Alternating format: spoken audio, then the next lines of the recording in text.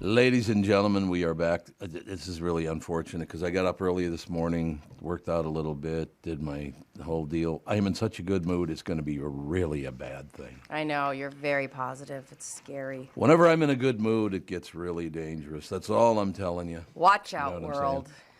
There are a number of things to get to this morning, of course, as predicted by the Tom Barnard Show and the people on the Tom Barnard Show a month ago. We have now entered the World Wrestling Federation, or it's not World Wrestling Entertainment now, because WWF, World Wildlife Foundation, got pissed at them. Mm-hmm. Oh, yeah. Going WWF. Yeah.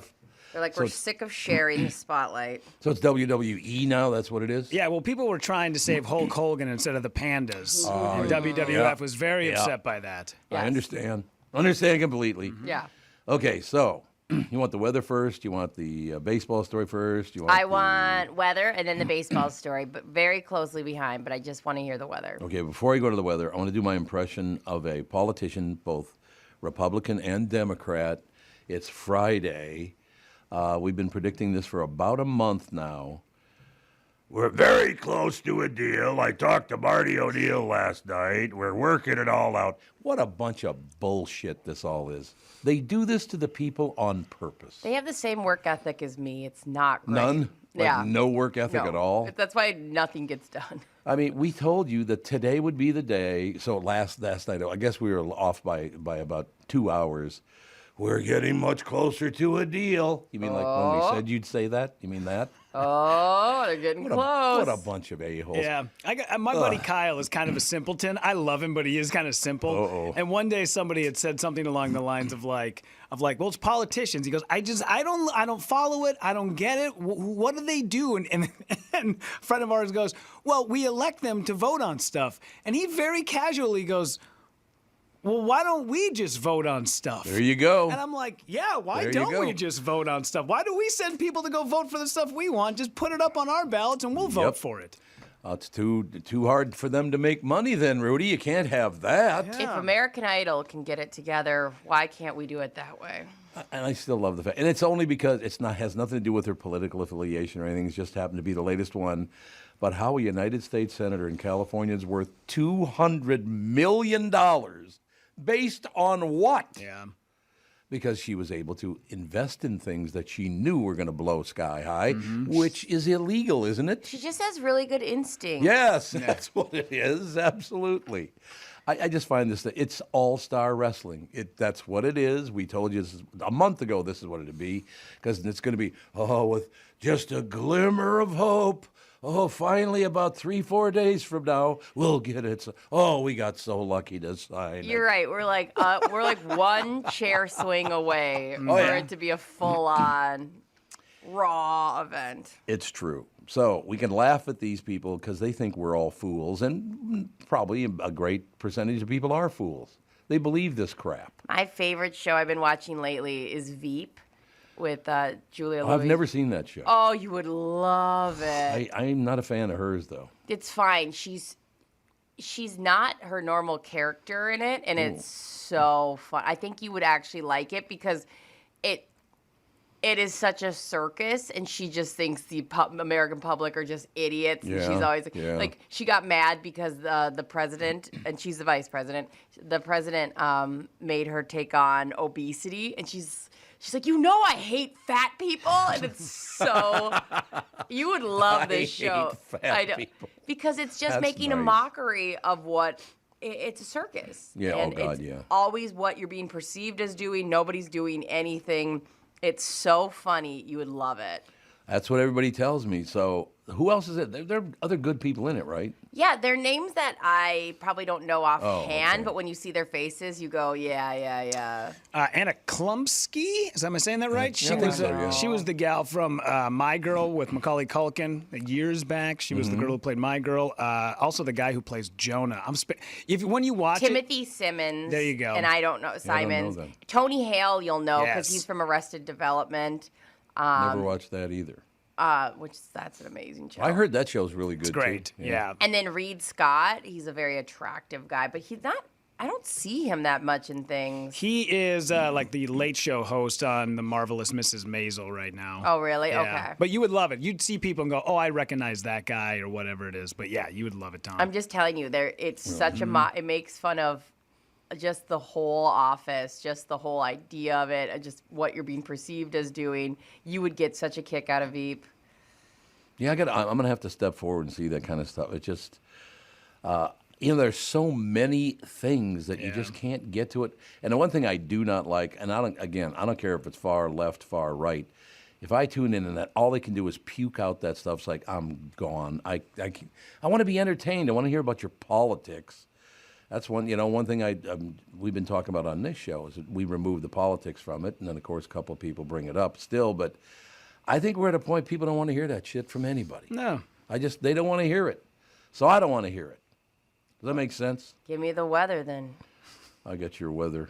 I got your weather right here. Right here. You want to hear the weather or do you want to hear the sports announcer first? First, I want the weather because it'll be quick. Okay. And I want it to be good because I was an idiot and I drove the convertible today and I was freezing on the way. Did you leave the top down? Of course. In the parking lot? Yeah. Oh, Jesus. Did you leave It's a hard top. Did you leave your purse What, do you want me on? to carry it? No.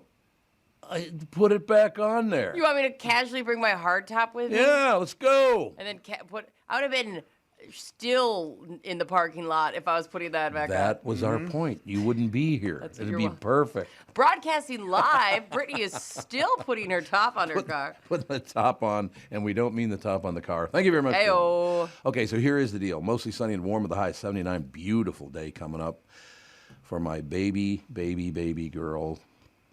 Fawny's birthday is today. Fawny's 7 years old today, and it's going to be sunny and 79. Mostly, honest to God, children are a bit different now. And well, Rudy, you've already been through it, and you're going to go through it. Mm-hmm. Honest to God, we go to a 6-year-old girl a month ago. She turned 7 today. Mm-hmm. A month ago, a 6-year-old girl. So what do you want to do for your birthday? Well, I'd like to dine at so and so. It's like, dine? Oh yeah, no. My daughter's palate is. Her favorite food when she was 4 was miso salmon. Yeah, there you go. See. Yeah. Exactly. What the hell? Sushi. That's what she wants. Remember so Oscar Mayer wieners? That's what we ate when we were 4 and 5. No, Yeah. she wanted sushi. It's true. Yeah, we needed a sous chef to show up. It was awful. You know, that one place we'd go there, but I don't know if I like the lighting. Yeah. Like, shut up. Ambiance seems off. Yeah, I had to shuck my own oysters. No, thank you. Yeah, there you go. That's Ew. exactly it. 5-year-olds, 6-year-olds, right? I'm thinking Billy Goat's Gruff, and they're going to dine at the fanciest joint in town, for Christ's sake. All right, so sunny and warm today, 79. Just a gorgeous day coming up. Mostly sunny and warm tomorrow, high of 81. Sunday, mostly sunny, warm with a high of 83. Memorial Day, partly to mostly sunny and warmer, high of 88. So you couldn't ask for a nicer memorial. It's not going to rain on Memorial Day for the first time in, about 55 years? I know it's actually going to be warm. It rains every Memorial Day. I know. All the concerts in Somerset, Wisconsin, Memorial Day weekend, we used to do X-Fest out there. There'd be thousands of people, hundreds of bands. It would be gorgeous Thursday afternoon. Everybody'd show up Friday. It'd be a high of 53. The wind would be cranking. Everybody's tents would be blowing around. It was awful. I know. We used to always do cabin weekend and Memorial weekend, and I just realized I hate it. You can't do it. Because you go up there, and then it feels very much so like too much family time because you're stuck indoors and you want to kill each other. I understand that completely. So, but next 4 days are going to be gorgeous. So you got today, tomorrow, Sunday, Memorial Day on Monday. Most people have that day off in any case, like we do. So congratulations, a wonderful 4-day stretch to open up summertime. Sunny and 54 right now. Sunny 54 now, but 79 and sunny later on today. My God, it's gorgeous. Okay, now I need this baseball story that you kept giggling over. Okay, I have to change one word. Okay. Because the word itself is another name for a rooster. Okay.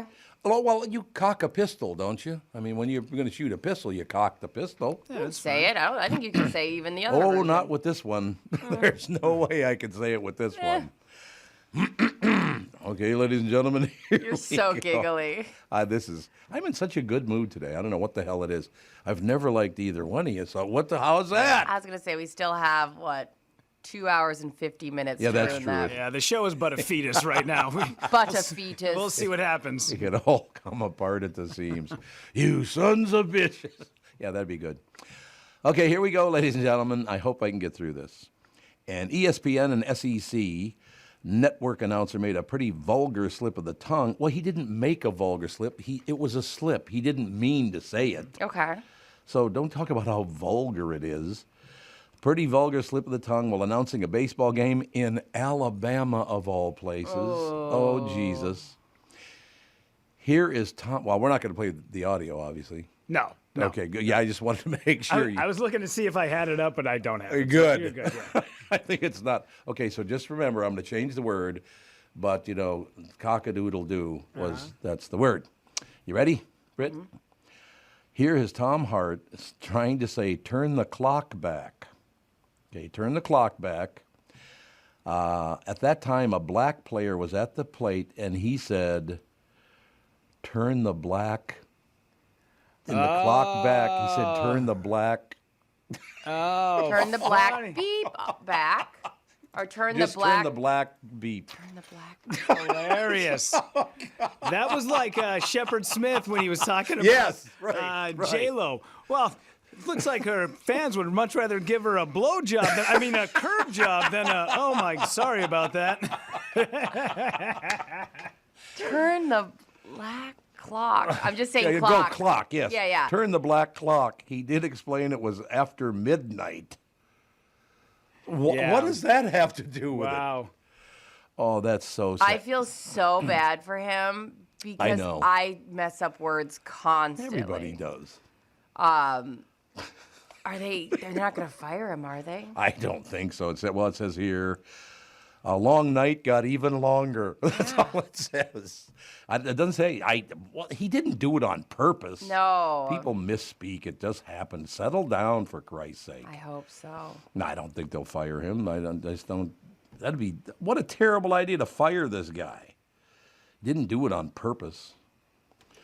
And if you fire him, we're going to play it constantly on this show just so we'll never forget. So I used to work at Hubbard before this show, and I was on a show on KS95, and one of our hosts, Shannon, listen, we own this audio. Hubbard owns this audio. I don't mind to play it, but this was Shannon trying to say that the animals at the Minnesota Zoo are close to her heart. Oh, hang on 1 second. Yeah, obviously, you guys probably know where it's going, but here you go. No farts in there, are there? The Animal Humane Society is definitely close to my heart. I knew. Close. You had it down. Close to my fart. You know what's funny about that? That's not nice to the animals. They don't want to be that close. This shows you what a coincidence, the coincidences that can happen in real life. Mm-hmm. I know. By coincidence, last night, and why I knew what you were going to play, is Catherine and I got home late because took JB out for his birthday. Mm-hmm. JB and LaDonna went out. We went out to, J.D. Hoyt's. I love J.D. Hoyt's. Great place. So good. A lot of great memories there. But in any case, now no. I forgot what I was going to say. 'cause There's I a keep slip of the hearing that in tongue my there head. and something about the fart. Close to the heart. Oh, no. Fart. So we get home last night, and it's late. Yeah. Oh, my God. You're so giggly. So Catherine is in the other room getting you all teed up to go to bed and all that stuff. And I thought she went to bed. So I hop in the sack, and because we don't sleep together on work nights because I just go to bed too early, right? Yeah. So I just went to bed. She opens the door, and I didn't know she was coming down. So, I relaxed, if you know what I mean. She opens the door and she goes, "Hey, Tom, I fart." And then she slams. Yeah. What a coincidence. This story on the day after that happened at my house. Thinking you're alone and farting is a real epidemic in America today. It is. You're right. I was very pregnant, and I thought my husband had went into General Mills, and I was sitting on the couch, and I just made the most insane noise with my body. And my husband, I did not know he was in the other room, goes, "Was that you?" And our marriage has never been the same. Our marriage has barely survived that. I was like, and then I wanted to die. I hid my face and was like, ah! See, this is what's so great. Infantile humor on a Yeah. Friday is wonderful, isn't Oh, thinking you're alone. it? Is that you? Was that you? And of course, when I hear that voice, my head snapped to the door. Yeah. I was, no, the secret's out. God. Yeah, I had a friend break up with a girl because she let one rip in bed one night. And this- Uh-oh. They'd only been dating for like a month or so, and he was like, I couldn't look at her different any. I was like, dude, we all went out and drank Miller Lights and then went to White Castle. What do you expect was going to happen? What do you think was going to happen to Yeah. her body? I had a friend I love life. when we were in college. She was dating a UMD hockey guy, and during sex she farted, and he No. broke up with her. Oh, come on. Right then and there, didn't even get the towel I out. think It's that- great. I think it was like the morning after, but it was every time I saw him, I just laughed like in his face, and I barely knew him. Like I only had met him a couple times, and so I'd see him in the hallway, and I would just start laughing at him, and I think I gave him like a complex, but just the ridiculousness Sure. of it. Oh, Why do people fart? Why would you get upset by that? I love it because I go, thank God. We are like, so she was not heartbroken by any means. Yeah. Oh, really? It's like you did me a favor if this Yeah, this is the yeah. thing that's gonna Yep. throw you off. Like Yep. we are doomed. You're right. So All right. Who cares? is Let that it fart. you? Whatever. Oh, I wanted to die though. But like it's just different. Like if I have to fart in front of my husband, I will. But there is a different feeling of when you think you're alone. Oh, yeah. And Oh, just yeah. oh God. I just love that again. The look on her face. She goes, Fart. I was fart. Not even did you or is it or that's Just scream fart. fart. Yeah, before I do anything that if I were to get caught doing, I would definitely be ridiculed and mocked for the rest of my life. You got to get an app on your phone called Life 360 because Okay. it's a way for you to track your kids, but I put it on everybody's phone. Yeah, good call. So I know exactly where everybody is at every single God. time when I'm like, all right, I'm going to sit down and have some Chinese food and a couple of beers. If I can start letting them rip in about 45 minutes, will my daughter be walking in the door at that time? Oh, no, she's down at Valley Fair. Not a problem. Not a Let her problem. rip, yeah. I You're used good to, to follow Justin because they were heading up north, and I just wanted to see that they were driving safely. And so we had that like hangover of me still following him. And normally we don't follow each other. I just don't care. Until one day, I found myself getting pissed because I'd seen he'd gotten off of work early and gone and hit balls. Yeah. Didn't say anything to me. So then I was walking around pissed, and I go, it's better if I just don't know. Mm-hmm. He could be picking up our daughter from daycare. But Right. no, he wouldn't go hit. So then I go, I'm unfollowing you. You just pissed me. You like ruined half my day. It's better if I don't know. Sure. You're very negative. That's all I have to say to you, Thank sister. you. Thank you. We have to take a break. Right back with Bob Sansevere. For some reason, I was foolish enough to think Bob might come in today because he's coming in for the family podcast. You mean the halo, the fuzzy face? Fuzzy face, Bobby, Halo-y boy? Halo boy. All right. In any case, ladies, why does he shine that light in our face when he's going to be on? It's so weird. So weird. All right, right back with Sandy. In any case, as you know, my friend Mike Lindell has a passion to help everyone get the best sleep of your life. He didn't stop by simply creating the best pillow. Mike created the Giza Dream bed sheets. They look and feel great, which means an even better night's sleep for me, which is crucial for my busy schedule. Mike found the world's best cotton called Giza. It's ultra soft and breathable, but extremely durable. Mike's Giza sheets come with a 60-day money-back guarantee and a 10-year warranty. Giza Dream sheets come in a variety of sizes and colors, of course.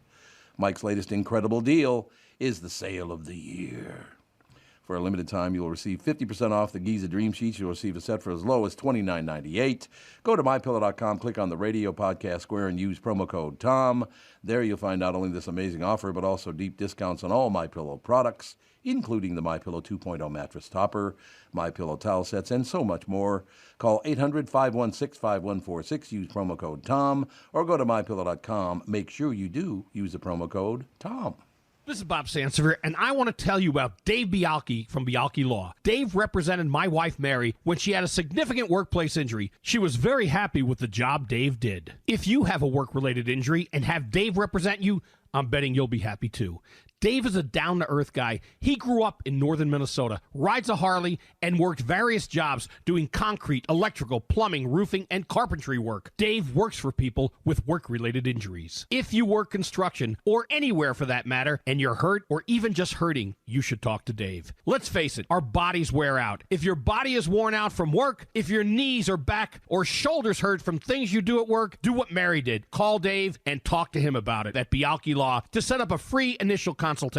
The number to call is 763-571-2410. That's 763-571-2410. Or visit bialkilaw.com. That's BIALKE law.com. You know, I've got to say, I'm feeling fantastic. As you may have heard, I've been following the fat loss program at mnfatloss.com, and I've lost right about 23 pounds so far. I've been following the program for about 4 weeks now, a little over that, somewhere in there. And I can tell you it feels great to be going into summer having lost the weight in just a few weeks' time. You will absolutely be able to lose weight like I've done and still enjoy the foods you love this summer. That's a huge part of it. Yeah, to be able to enjoy your summer is huge. I'm eating my favorite grilled steak and chicken, along with fresh vegetables and berries, drinking lots of water. No wonder I feel great. If you want to find out the secret to losing 20 to 30 pounds in just 8 weeks, just like I'm doing, that's about a pound of fat every day, by the way, no exercise required. To schedule your free consultation, go to mnfatloss.com. That's mnfatloss.com. Results may vary. Be sure to tell the team at mnfatloss.com that Tom Barnard sent you. Hi, this is Tom Barnard. If you've been listening, you know I'm a fan of Nissan vehicles. I own an Altima. My son and daughter-in-law both own Nissans, and we bought them all at Walser Nissan stores here in the metro. They hang their hats in Burnsville, Wayzata, and Coon Rapids. So why is Walser different than other Nissan stores? And why should you absolutely go there this month? Tell them I personally sent you to lease or buy your next vehicle. First, there's Walser Care, a complimentary powertrain warranty that will keep you covered for miles to come for free at Walser Nissan. This month, you can score 0% financing for up to 60 months on select Nissans, or you can lease the 2023 Nissan Pathfinder S for only $269 a month. You'll need to tell them you want the Tommy B deal, of course. That's understood. So, not just Nissan, but Walser Nissan, Burnsville, Wayzata, and Coon Rapids. Don't forget to let them know the Tom Barnard family sent you and ask for the Tommy B deal. Go to walser.com and select the Walser Nissan store nearest you. $269 per month for 24 months, 10,000 miles per year, $5,900 due at signing, VIN PC 261725. We are back, ladies and gentlemen. Bob Sansevere Sports, brought to you by Michael Bryant, Bradshaw and Bryant, personal injury lawyers seeking justice for the injured. Contact Bradshaw and Bryant at minnesotapersonalinjury.com. That is minnesotapersonalinjury.com. Sanny. How are all of you today? Magnificent. How are you? Good. Brittany looks, I saw that little thing with Egert. You look bored today, too. No, I'm not. Oh, see? Here I was. I was You had just. your chin in your hand. That's like your, that's your, if they ever did a statue, that's what it would be. You know, you got the Whistler's mother sitting there, but you're just sitting there with your hand. That's what yours would be. You're gonna feel like such a monster because I was sitting here Monster, yes. telling Tom how, I need to give Sansevere a call. I feel like I haven't talked to him forever and check him and check whatever. I was saying all these nice things about you and how Oh, I like please. talking. And then I'm bored because I'm just sitting here quietly. You're bored with me, I could tell. I've been bored with you for years. Only about 20. Only about Hey, 20 is years. the Tom Barnard morning show going on the road? Are you going to do one of those? I know your favorite place is Vegas. But you Yeah. like Nashville and Key West, right? Is that going to happen? I would love to go to Key West this winter. I'm telling you, like November, before Thanksgiving, go down to Key West, bring a bunch of people down. It's a lot more expensive than it used to be to Yeah. do that. And you know why that is? Because people sue one another all the time now. I'm trying to make Fort Myers happen just because my parents live down there, and I feel like that'd be a very easy. But That ain't going to happen. it would be a one-shot flight. Nope, you're we can out. go to. We can watch the Twins practice. You're out of the mix. No, actually, if we went in the springtime, yes, we could watch the Twins. See? Well, Tom, somebody has to stay back and run the board. So, Brittany, Yeah. I don't think Rudy would trust me running the board. He smiled all like, yeah, that's not going to happen. That's not a good idea. well, you can't leave the baby behind. You take the baby with you if you win, right? Duh, my mom's there, a.k.a. free nanny. So you just dump her off. You know, one thing we could do both locations because Key West bends all the way around the state. yeah. So it's not that far from the west coast of Florida anyway. I think we're gonna. It's right there. I think we're gonna start with Enchanted Hollows. That's our first on-site location. What's You're that? welcome to come out here. That's No Bob's. problem. What do you call it? Was it a stable? It's called Enchanted Acres. What is it? Enchanted Hollow. Enchanted Hollow Stables. It's a Mary thing. Oh, yeah, because she's enchanting and you're hollow. So it all works out in the end. Oh, Oh, you got it reversed. Come on, baby. yeah. I'm Sandy. the enchanting one. Okay, Yeah. Sandy, you got to do it because everybody else told their story. What? I thought Catherine went to bed last night, because, like I said before, on work nights we don't sleep together. So I thought she had gone to bed. So I am in my little room there in bed, and I figured, what the hell, I'm going to doze off. So I lay down a bunt, right? Yeah. All of a sudden, the door opens. Catherine is coming through the door at just the right moment. And she goes, well, listen, I fart. She backs out of there. Have you ever done that to Mary? Not knowing you were going to do that to Mary? Well, I know I do. I mean, even when we were dating, I didn't mean you got to fart. You got to fart. It's all part of living. It's I mean, true. you hold them in, you'll implode. Yes. And my kids, even my Sienna is going to be 14 tomorrow, but even she just lays them down. They don't care. Oh, yeah. You know no. what? My daughter, now it's 14, but when she was like 6, I was like, why do you smell like a long haul trucker? Oh. You come in, like kids, like little girls especially, man. My niece Yeah, they just go- lets them rip. Yeah. Love it. And that kid sweat, man. Yeah. And then they are always throwing on their shoes without any socks. Oh, yeah. And that reeks. Like, there's a certain point, all of a sudden, you realize your kid smells. I remember nanny kids, I'd be like, so we have to talk about deodorant. Mm-hmm. No, they all use deodorant. And my the other day, Tom, you and Rudy, and maybe Brittany, you could identify with this too. My deodorant, there are certain things I don't want anyone to touch, like the deodorant, because Yeah, you need deodorant. Yeah. And it has to be the deodorant antiperspirant blend. Don't just give me deodorant. Don't just give me antiperspirant. Right. They got to be together. But he took it, and I knew it was him, and he'd left for school, and I was frantically looking for it. That's annoying. And that's a 17-year-old. He also, I know when he lays him down in the truck because he smiles. Because he Oh, knows my God. That's real all of a nice. sudden every window is open. It's so wild to me, and I know this is going to happen, but can anything be yours when you have kids? Is there anything that belongs to you and you alone? Because the fact that you don't even have your own deodorant anymore is so bleak to me. It is bleak. And then, okay, not only the one thing they haven't taken that I can recall is the toothbrush, thank goodness. That you know of. But like a razor, because all my sons now are they shave. Yeah. Oh, Those sure. things disappear all the time. Yeah. And I actually got to get something where I can lock it. I need to put like a padlock on the one drawer I've been given in the bathroom. I need to put a padlock on. Makes total sense. Now, I have a question for you because you brought this up. Antiperspirant used to have aluminum in it, so I couldn't use it. My pits would literally turn bright red if I used that. But Really? somebody told me they didn't put aluminum in it anymore. It depends on the brand. Oh, it does? Okay. Yeah, because I think Tom's of Maine doesn't use aluminum. Right, Maybe, right. but there are some places out there where they're like, "This is our all organic deodorant," and then you look at the ingredients and go, "Well, it's the same thing as Old Spice. Like, what's the difference?"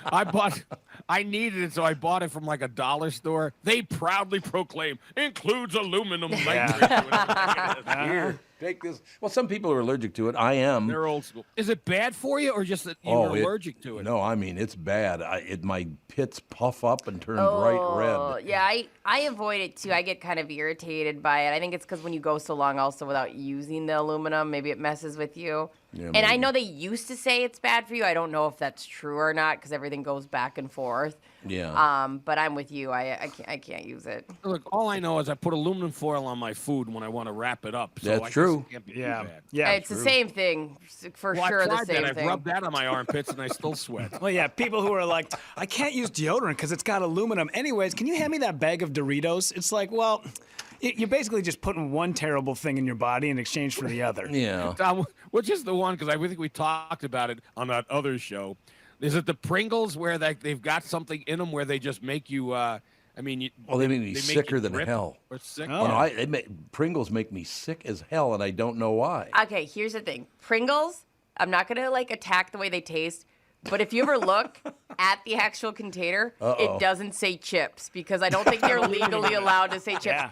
It's like the Whoops. what's that wood that they put together with like particle chipboard. Yes. Yeah. It looks like chipboard, really? It's like leftover chip pieces turned into another chip. I think if we looked, it would say potato flavored. Yeah. It's something like oh, that. yeah, I Yeah. bet. Well, if you ever look at any package, like if you want to get a Swiss cake roll, which I know Swiss cake roll doesn't do it, but if you look at anything and fudge is in quotes, don't eat it. Yeah. Why? What would that be? Or flavored, yeah. fudge flavored. What? Yeah, because fudge in quotes is not fudge. It's not fudge, It's not yeah. actual chocolate. It's basically just like a chemically made substance in a lab that they then inject into this food that you then put in your body.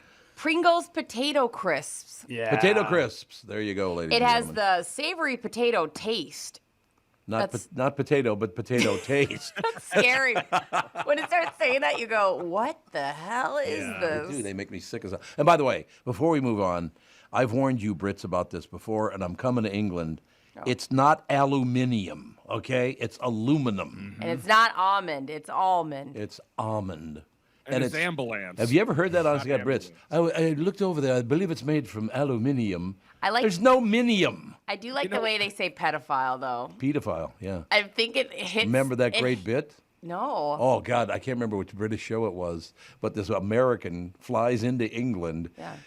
and there's an announcement on the airline, the airport speaker system that he's getting a phone call. Yeah. And his name is Peter File. Oh, no. So he goes, call for pedophile, call for pedophile. He's over there talking, they're all looking like, you son of a bitch. That is so funny. It was great. Sorry. Go ahead. Well, actually, when you were saying, and the Brits, I thought you were talking about it's a new nickname for Brittany. I thought you were attacking Brits as well, like Brittany's. Oh, Brit. For a moment, I was like, what? You're sick of me? I mean, I'm sick of your aluminium. What else is new? Aluminium. It sounds like a kind of car. Yeah, the aluminium, 1987. So, Sanny, Yeah. what else is happening? Well, I mean, I'm supposed to be doing a sports thing, so I'll tell you this: your Twins, they do suck. You know, they when you take a look at it, their starting pitching, we've talked about it, that's the only thing keeping them afloat. Yes. 50 games in, they have had 4 runs or fewer 30 times. No other team with a winning record in baseball has Yep. that many, or that few runs in so many games, and it's because the starting pitching has kept them Yes. afloat. And they still would be. You look at virtually every division except the NL Central, they'd be near the bottom, or the bottom. They'd be at the bottom. Terrible, Yeah. really. No, you're absolutely right. Like 10 games out if they were in the AL East. 10 games out? Yeah, That would not be good. No, things are not going wonderfully for them. Well, Bob, let me ask you a question about this. Yeah. I cannot believe, and this is across all of baseball, the amount of errors being committed. What the hell happened? Well, we talked about it the other day. Jesus. It's a fundamentals thing. They just don't. They've gotten away from that, doing what they're supposed to do. What? When you play baseball. It costs you games doing that kind of thing. Yeah. Okay. There's a video online I saw the other day, and this kid knew fundamentals. It was a minor league game, and as a foul ball hit just on outside the pole in left field. There was a ball girl who actually she climbed the wall. She put like her left foot up, then her right foot, and she had to go up 15. It looked like 15 feet to get a ball, and you're thinking, now that kid has fundamentals. Yeah, there you go. I hate to knock on a kid who's like 14, but we were at the ball game on Monday. The Twins were playing the Giants. There was a Twins fan sitting next to us, and somebody hit a foul ball, and the ball boy went for it, and he botched it. And the guy goes, Jesus, even the ball boys suck at this place. See? 100% right, damn it. Fundamentals. They don't teach ball boys fundamentals. Ball girls, yes, not ball boys. That's a problem. All right, Sandy, what time you getting here today? Like 10:15? Well, that's what time you want me there, right? I'll probably be there. I'll possibly be there earlier, and I'll just make faces at Brits. Yeah, come in Ooh, early. that's a good idea. Come in early so you can annoy Brittany. I'd That love would be a goal of mine. That could be a wonderful thing. And you can tell me how bored I look because I'm just staring. You know what's so funny is the way the camera angle is. Most of the time that everyone says I'm bored, Sure. I'm looking at Tom as he's talking. Well, so you are bored. bored to death. So what's the thing with you and Egert? How come you two are like having a rift? We're having a fight. He started with calling me bored, and then I may have called him derpy. Derpy, you did. which he honestly, I've gotten a lot of feedback that he is very derpy. I didn't necessarily say he's derpy, but consensus is he's quite derpy. I'm embarrassed to say I'm not familiar with the vernacular. That's fine. Of what derpy is. I would say like I'm trying to think of who in your you've got some animals that are very derpy. I feel like when you said derpy, you kind of meant like having characteristics of the dwarf Dopey from Snow White, kind of lovable, but just Way it's like a big Great Dane who's kind of super playful and silly. You walk up and you think this Great Dane in this yard is going to be, because he's kind of a serious guy, and then all of a sudden the Great Dane like starts, throwing around its own stick and like bloop bloop bloop bloop bloop bloop bloop, and like that's Chris Egert. He's actually super fun and goofy, but you don't expect it. Derpy. Yeah, if you look up the definition, Bob, it actually says foolish and stupid on Google. So it's a real word. Yeah. And also, there's a lot of definitions, and you just happen to pick stupid. The one that they officially gave people. How dare you? No, I'm fighting with everybody, I think, which is pretty exhausting. You go after poor Kristyn as well? No, I would never fight with Kristyn. No question about it. Sandy? Tom? Wally Walker's up normally- next. That's all I have to say. Well, I would usually take time to tell you how you've got the greatest ever coming on, but I got to go because I got to go finish the BS show to come down to see you. All right, Sandy, we'll see you in a couple hours. Thanks, pal. You betcha. All right, bye. Bob Sansevere Sports brought to you by Bradshaw and Bryant, personal injury lawyers. Michael Bryant, Bradshaw and Bryant, bringing you Sandy, so it's his fault. I would like to point that out, ladies and gentlemen. But now, the lovely and talented Kristyn Burtt joins us, and we've been talking about, like last night, we got home late because we took a friend out for his birthday dinner, so we were looking for 1.5 hour thing to watch. Those 25-minute like little sitcom things are not that easy to find anymore because either I've seen most of them. Are there any shows that like because obviously Jury Duty I watched first two. I haven't watched. I'm going to watch the third one this weekend. And then what else did we watch? We love watching Corner Gas. That show Corner Gas is the most underrated show of all time, no doubt about it. But what were you telling me about, Britt? Veep. I thought he would love Veep because think it's so? just makes a mockery of politicians and how silly they are and what they're actually doing running around. And some of the jokes on there are so funny.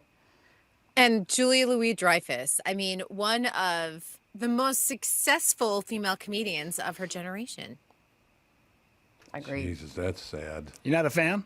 Not at all. Oh, I don't love get her. it. Love I don't her. get why people think she's so funny. It's just not my deal, I guess. I bet you would like her in Then Veep, he's though. gonna make Yeah. You think so? Yeah, she I've does never not seen play. it. She's nothing like Elaine, nothing like you've seen. Yeah, I didn't like Elaine. I guess that's a good way to put it. It's not that I don't like her. I didn't like her character, Elaine. Yeah, you would like her in Veep because Okay. she's just so raw, and I mean, you're gonna die. I'm shocked you haven't seen Veep. Like I just, Tom Hale is so good too, playing off of her. Do yes. you think that is there any possibility that she's one of the biggest comedians in the country because her father's worth $6 billion? Well, it doesn't hurt, I'll tell you, because no, think about this. When people start out in the business, oftentimes they have to have survival jobs. Maybe they're Sure, waiting tables sure. or whatever else. They don't have 100% of their time to dedicate to just auditioning, taking acting class, improv class, whatever she needed to do. And those kids that come in as, trust fund babies have a leg up in the industry. No And doubt about it. and also, I'm sure her dad had some connections in Hollywood too. So then opens the door. And there's a reason the term nepo-babies has become so popular because we've seen a tremendous amount Yeah, of nepo-babies yeah. move seamlessly into acting. Now, of course, they do have to prove themselves once they get the role. You can't just be really crappy on screen every single time. And a lot of them have proved themselves, which is great. But the door to get there has been wide open for years. There's no doubt about it. If your mom and dad got money, you got it made. Yeah, just I a mean, fact. just look at someone In like Hollywood. Gwyneth Paltrow when you have your godfather is Steven Spielberg. Okay. How'd that work for you? Yeah, exactly. It's one of those situations. It's just a lot easier. And I understand they sit there and they go, but it's a lot of work too. It is on the other end. once you have the job and you have to be, yes, you have to be professional on set. Yes, you have to show up. Yes, you have to do the work, and you have to be good, because at a certain point you'll just fade into nothing. I just got very depressed. I never knew this, and I didn't realize it. But I grew up Catholic. Mm-hmm. I cannot remember who my godmother or godfather was. I can't even remember their names. No. That's kind of sad, isn't it? Yeah, It well, wasn't a family member? I must have been, I would think. I don't know. Although at some point that does kind of fade away, because I went up to Two Harbors one time, and I walked into a grocery store, and my godmother was working at the Super One up there, and I was like, "Oh my God, Sue, how are you?" And she goes, "I'm sorry, do I know you?" Whoa. I was like, Sue, are you kidding me? She's like, "I'm really sorry, I don't think I know you." I was like, Sue, are you what? Wow. That's impossible. She goes, "No." She goes, "I'm really sorry. Are you messing with me right now?" I was like, "Sue, you are my godmother." She goes, "I am so sorry. How do I know you?" I was like, "My mom is Chris." She goes, "Oh, I'm so sorry." Had no idea who I was. So godparents, I chose one, and I told it doesn't matter. They don't care about you. It's a formality, is what it is. I was just reminded by a friend actually, that my godmother was from Montana, and her name was Hildegard Horseman. Great name. Wow. Hildy Horseman. What do you think of that, huh? I do remember her, though. She was a very, very pleasant person. There's no question about it. But my godfather, I have no idea who that would even be. Maybe it was Mine Marlon are all Brando. aunts and uncles. So I was, and then my aunt then made me the godmother of her son. So it's like in a line. Indeed. I have a easy great to remember. I have a great Hildy Horseman story if you want to hear it. Very quick. I've told it before, though. She used to send me a silver dollar for every year that I had moved forward. So at 7 years old, I'd get 7 silver dollars, right? My Uncle Augie, who ended up being thrown off a building to his death, so this will give you a little indication about, I've had a few family members that were murdered. I got to be honest with you. But my Uncle Augie was over for my 7th birthday, and he came up to me and said, "Tom, where'd you get those 7 silver dollars?" I said, "From my godmother." He said, "Well, let me see him." I said, "Oh, okay." So I hand him the 7 silver dollars. He looks at me and goes, "Kid, I'm going to teach you a lesson right now. Don't ever give people your money." And I never got the $7 back. What? He took it. So mean. Well, the mafia, Oh, anyway, moving forward. That's like the bleakest Isn't thing that I've heard in a amazing? while. Dark. He thought he was teaching me a lesson, though. He literally thought, well, I'm helping this kid out. First, it was the deodorant that Bob has to share with his kids, and now this. I don't know what's darker. By the way, I am not the one who threw him off the building. I just want you to know that. Do you have an alibi? Oh, wait a minute. Let's move on to another subject. And actually, it was right over a building right across the street from Loring Park. Dang. They threw him off one of those buildings. That must have hurt hitting that sidewalk, I would think. You seem pretty gleeful about this. No, I mean, it's just growing up with that kind of thing, people getting shot to death, your next door neighbor. Guy across the street's like putting boxes in a garbage can. A guy comes up and shoots him in the head with a shotgun for no reason. Yikes. There's a lot of that in my previous life. A lot of people getting killed. What are you going to do? Okay, now let's cheer up on Friday here. Little cheering up on Friday. All right, I have a good real estate story for everyone. We've got a major, iconic house for sale. It's Really? only $5.5 million. Not that much anymore, by the way. Not that much, at least Seriously. for Los Angeles. Yes, exactly. If anyone wants to buy the Brady Bunch house, it is officially for sale. It's not even that nice a house. No, they have to share. 6 people shared 1 bathroom. There you go. Well, guess what? It's been modernized. HGTV Ooh. bought the actual Brady Bunch house Oh. several years ago.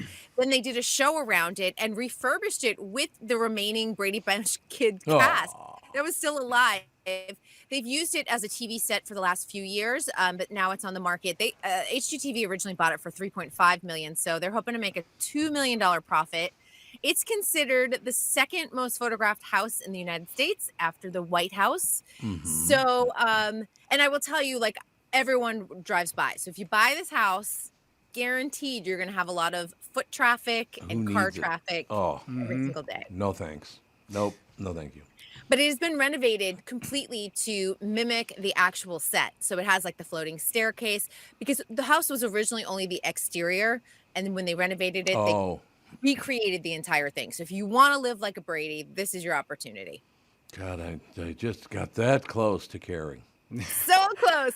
But HGTV has done really well with this. They're doing a Barbie Dreamhouse show this summer to capitalize on the Barbie fame. And hopefully everybody saw the trailer that they dropped again yesterday, which kind of gives more details about what the film's going to look like. This is going to be a huge hit this summer. The trailers are so funny. And so I'm hoping the rest of the movie remains as funny as the trailers have, because we've seen 2 so far. I would like to laugh. Laughing would be good. Not a lot of funny stuff out right now. Everyone says that Ryan Gosling, who he plays Ken, is absolutely stealing the movie. Oh, good. Excellent. It looks so good. Did you guys watch a lot of Brady Bunch growing up? Nope. A little bit, but I did. there's 7 kids in our family, and we were a blended family. So I'd always watch it and go, none of this holds true. This is all bullshit. The thing that drove me nuts about the Brady Bunch is I saw an episode where Alice was folding towels one time. Yeah. And all of the towels were the same size and the same color. Yeah. And it drove me nuts because I was like, that's how you know you've made it. Like, our family sucks. Like, we have a red towel. And we have one towel that says Michelob on it. Like, it drives me nuts. When me and my husband got married, there were things that, like, he has ones that are, like, half bald. And I go, can we throw this away? And he goes, well, at least can I just like have it in the basement? I'm like, why? Can I have it in the basement? Why is this important to you? Yeah. It's like, what color did this used to be kind of feeling? Kind of sweet, though, don't you think? What, that he's like Linus, death gripping things? He's got his little blankie. His little blankie towel. He's got it covered, no question about it. It all works out in the end. What?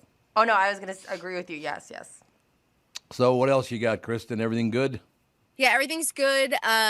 Just so you guys know, strike's still happening. We'll be moving into week 5. They are shutting down productions left and right, so that is definitely happening.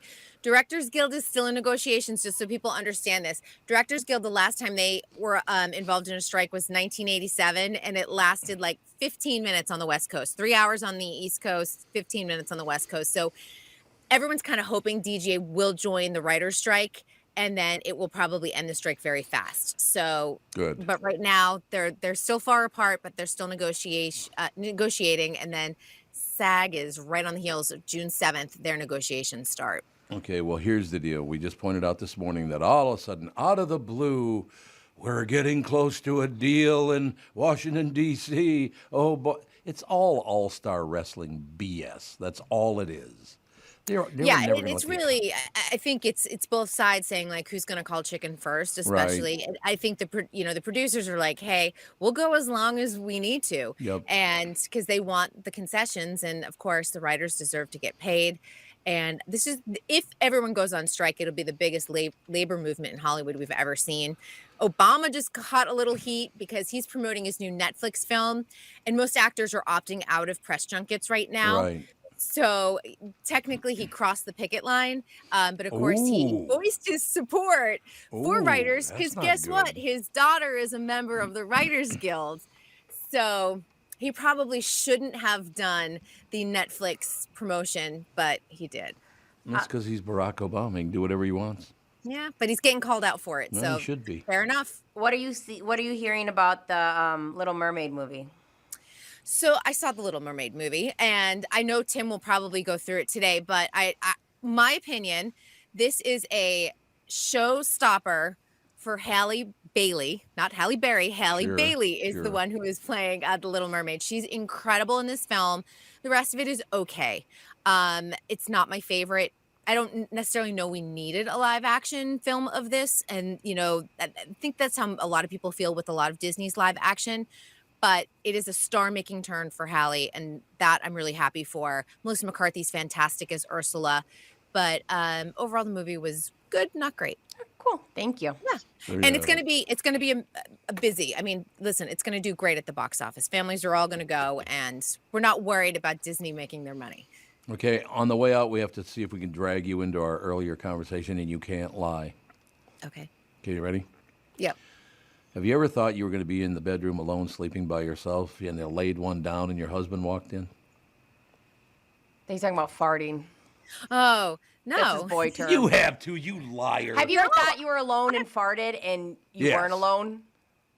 No, I'm not no, I'm serious.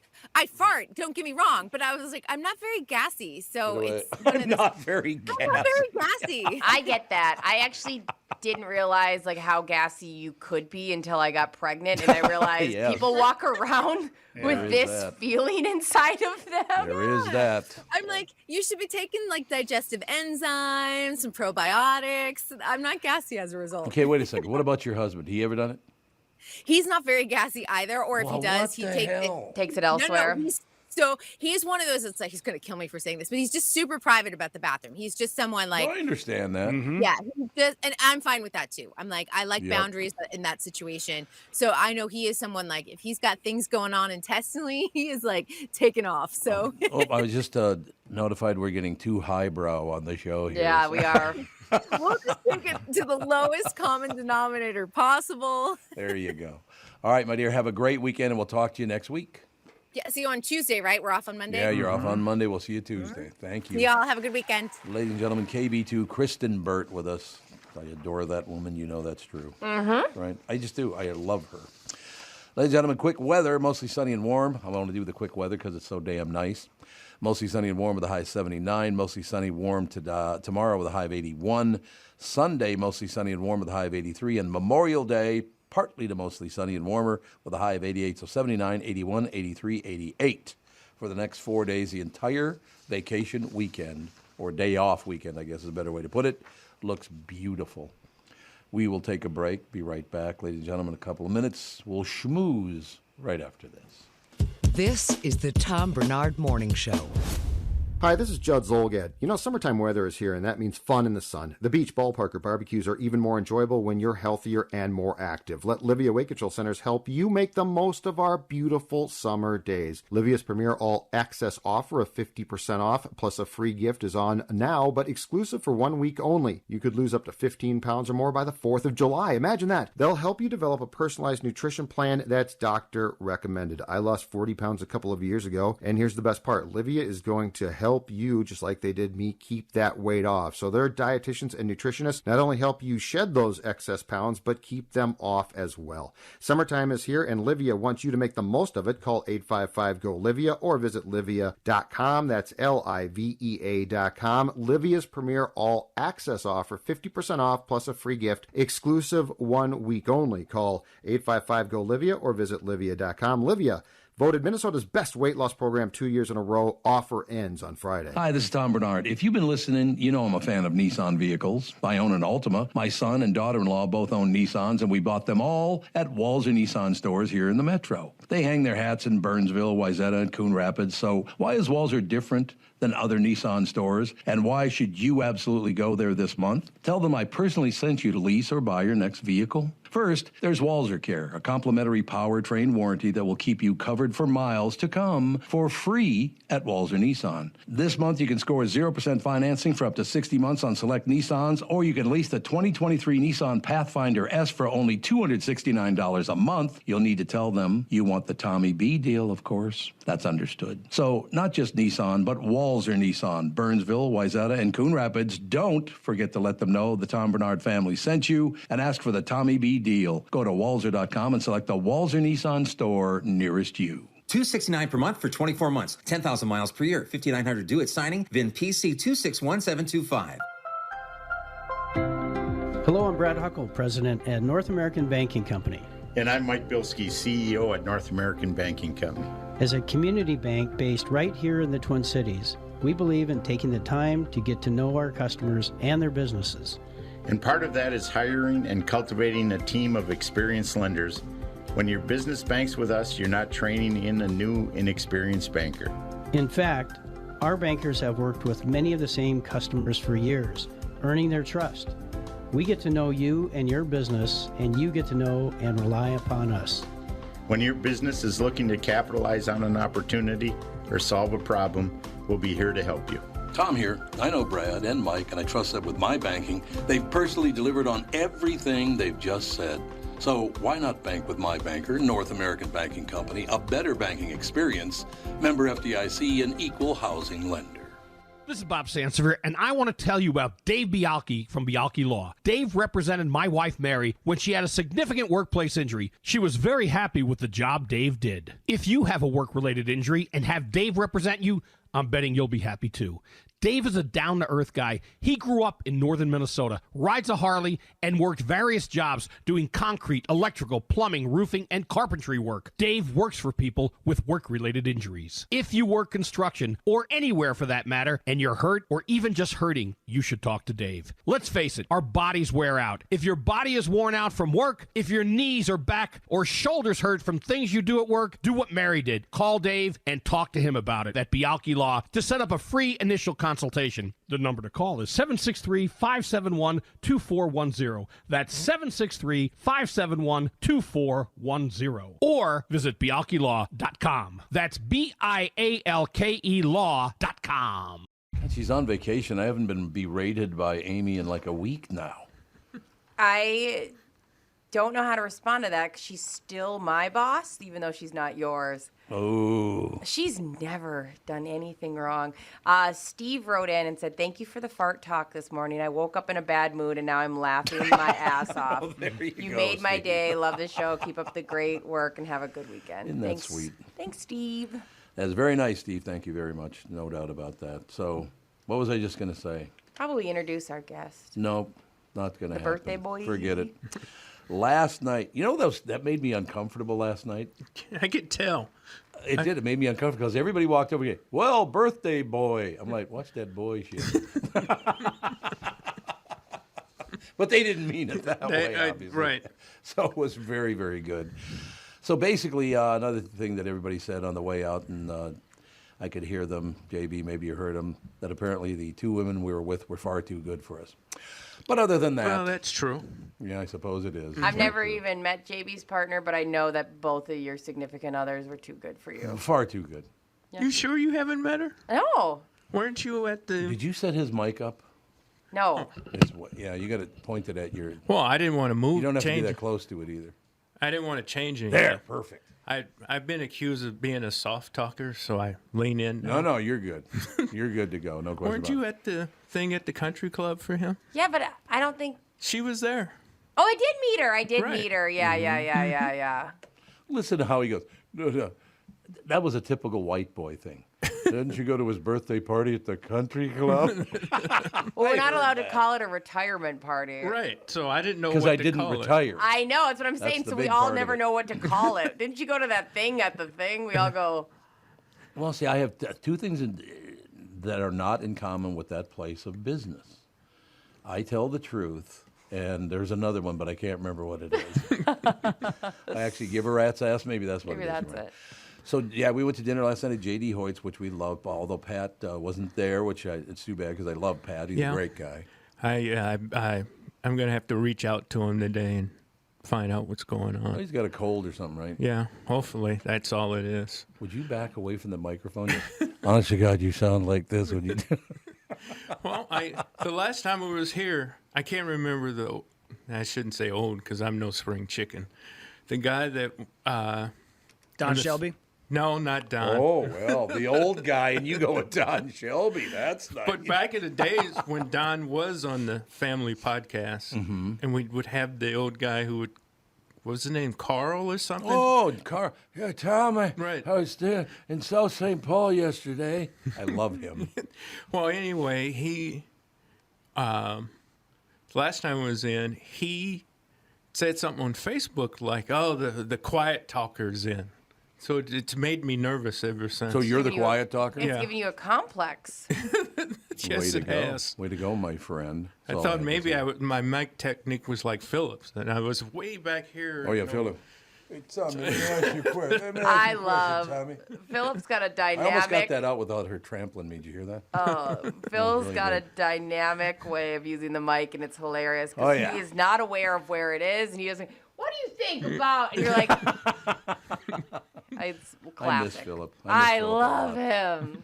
I do miss Philip a lot, and I still am pissed off at him from 40 years ago when we'd go out for a run in Theodore Worth Parkway, and because he was so much faster than me, he'd run backwards. But That is offensive. That's a true story, by the way. I'm not kidding. He'd run backwards the whole way. Do you want me to act like I don't believe it? No way. No way. You know you believe it because it's Philip. I absolutely believe it. I believe he could probably still do that to all of us in this room.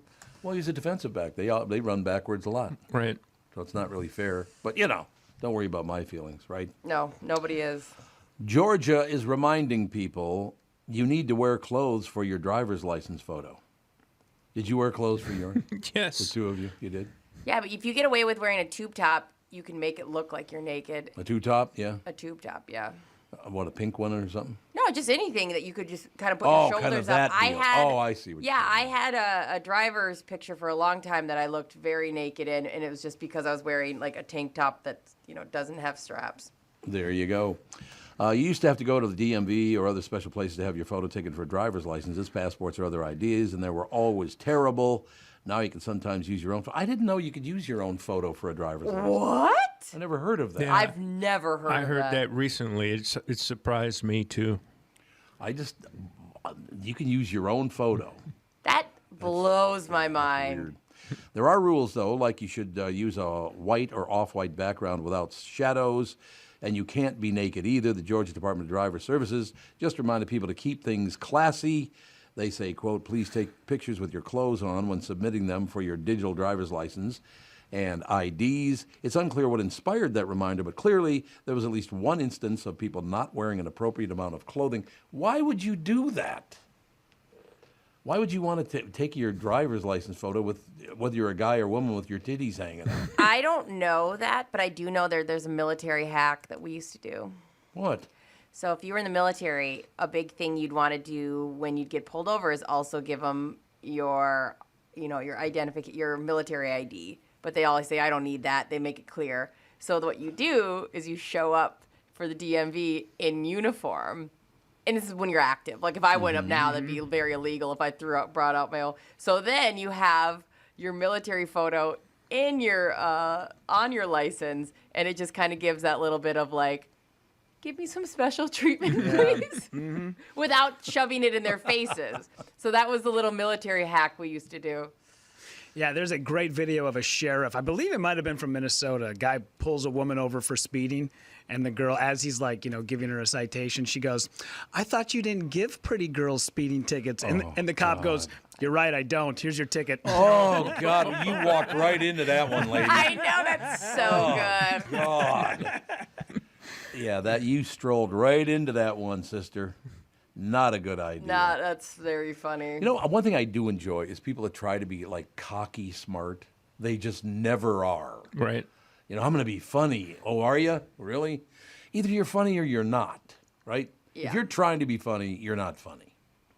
Right? Yeah, and when I get pulled over, the last thing I am is funny. I am, sir, ma'am, I'm crazy because I got a past. I got a little bit of a record, and I just want to convey that, like. Wait a minute, you have a record? Got a little bit of a record, and so I always want to convey, like, I'm a very respectful person. I just want it to be very transactional because I'm actually having a heart attack, and I will say sir or ma'am like 5 times in one sentence. And some people get mad at that now. If you call them sir or ma'am, they get upset. I don't think police officers would care. Probably not. Well, that one time you rolled your window down, oh, look, Tom, it's the pigs.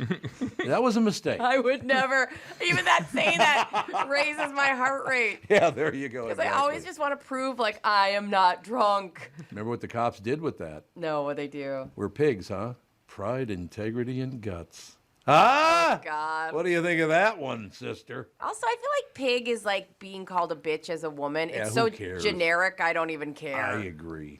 Whatever. I don't think that's gonna get their heart rate up, but give it a go. Probably not. Okay. You guys got Memorial Day plans? Rudy, what do you got? Well, we were going to go to the cabin this weekend. Oh, you were telling me that, yeah. We got the report that because of all the water from winter, and then we had a ton of rain, and then all of a sudden, one day up in northern Minnesota, it hit 90 and became humid as all get out.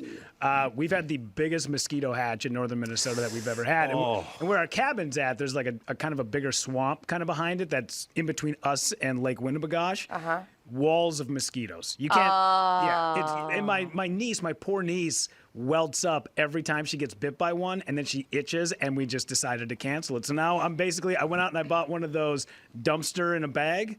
The green bags, you know, when you just like want to throw a bunch of crap out. Oh, yeah. Now I'm doing housework and yard work all weekend. That's exciting. Yeah.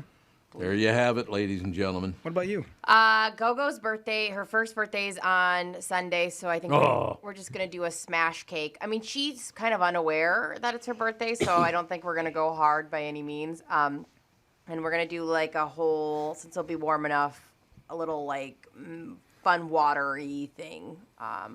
And then our neighbors have a pontoon that we might go on for a little bit. Oh, really? Somebody else's pontoon this time? I'm waiting for you to get yours.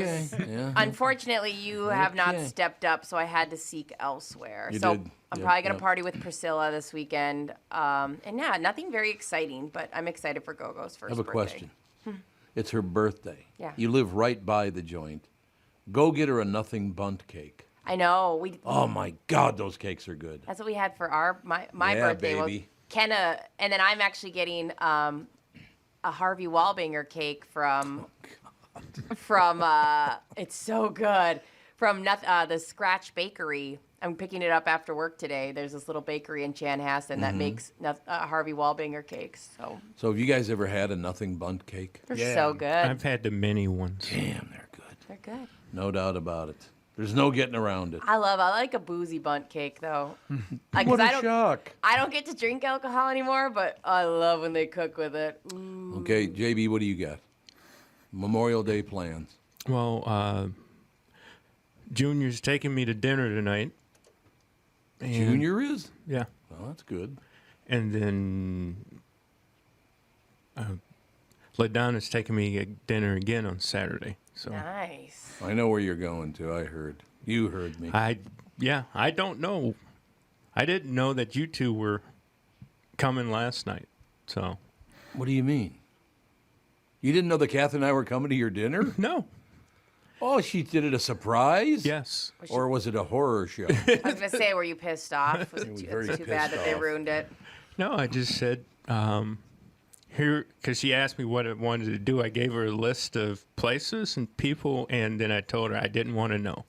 Oh. Oh, so there you go. Right. So I could have just stiffed you and you'd have never known it. I'd have never known. Damn it. I could have walked away, but no. Thank you for last night, by the way. Oh, it was great. We had a great time. There's no question about that. First of all, I love J.D. Hoyt's. I wish Pat would have been there because he's a great guy. But yeah, the food. There's way too much food. We got another 3 meals coming out of that. Yeah. My God, the chow was big, but it was absolutely delicious. Our server could not have done a better job. Food was wonderful. Yeah, I mean, it was a wonderful night. No question about And it. always good music. They were playing. Yeah, that's true. Yep. With 60 Soul last night, Temptations and others. Okay, so got plans for Memorial Day. We just found out from the 3 people here. A poll found most of us do. 75% of Americans plan to celebrate in one way or another.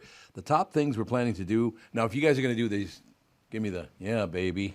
Okay, but then after this article, you have to tell us what you're doing because I do feel like you got out of that. I'm avoiding radio Okay, and that's podcasting. fine. That's what I'm doing. That's good. I don't know what we're doing. Okay. We'll be doing something. Yeah. Backyard barbecues is the top activity we got planned. 59% of people celebrating Memorial Day say they'll grill this weekend. Yeah? No. Ollie? Yeah, baby. No Yeah, grilling? we'll grill for sure. No, I missed that, though.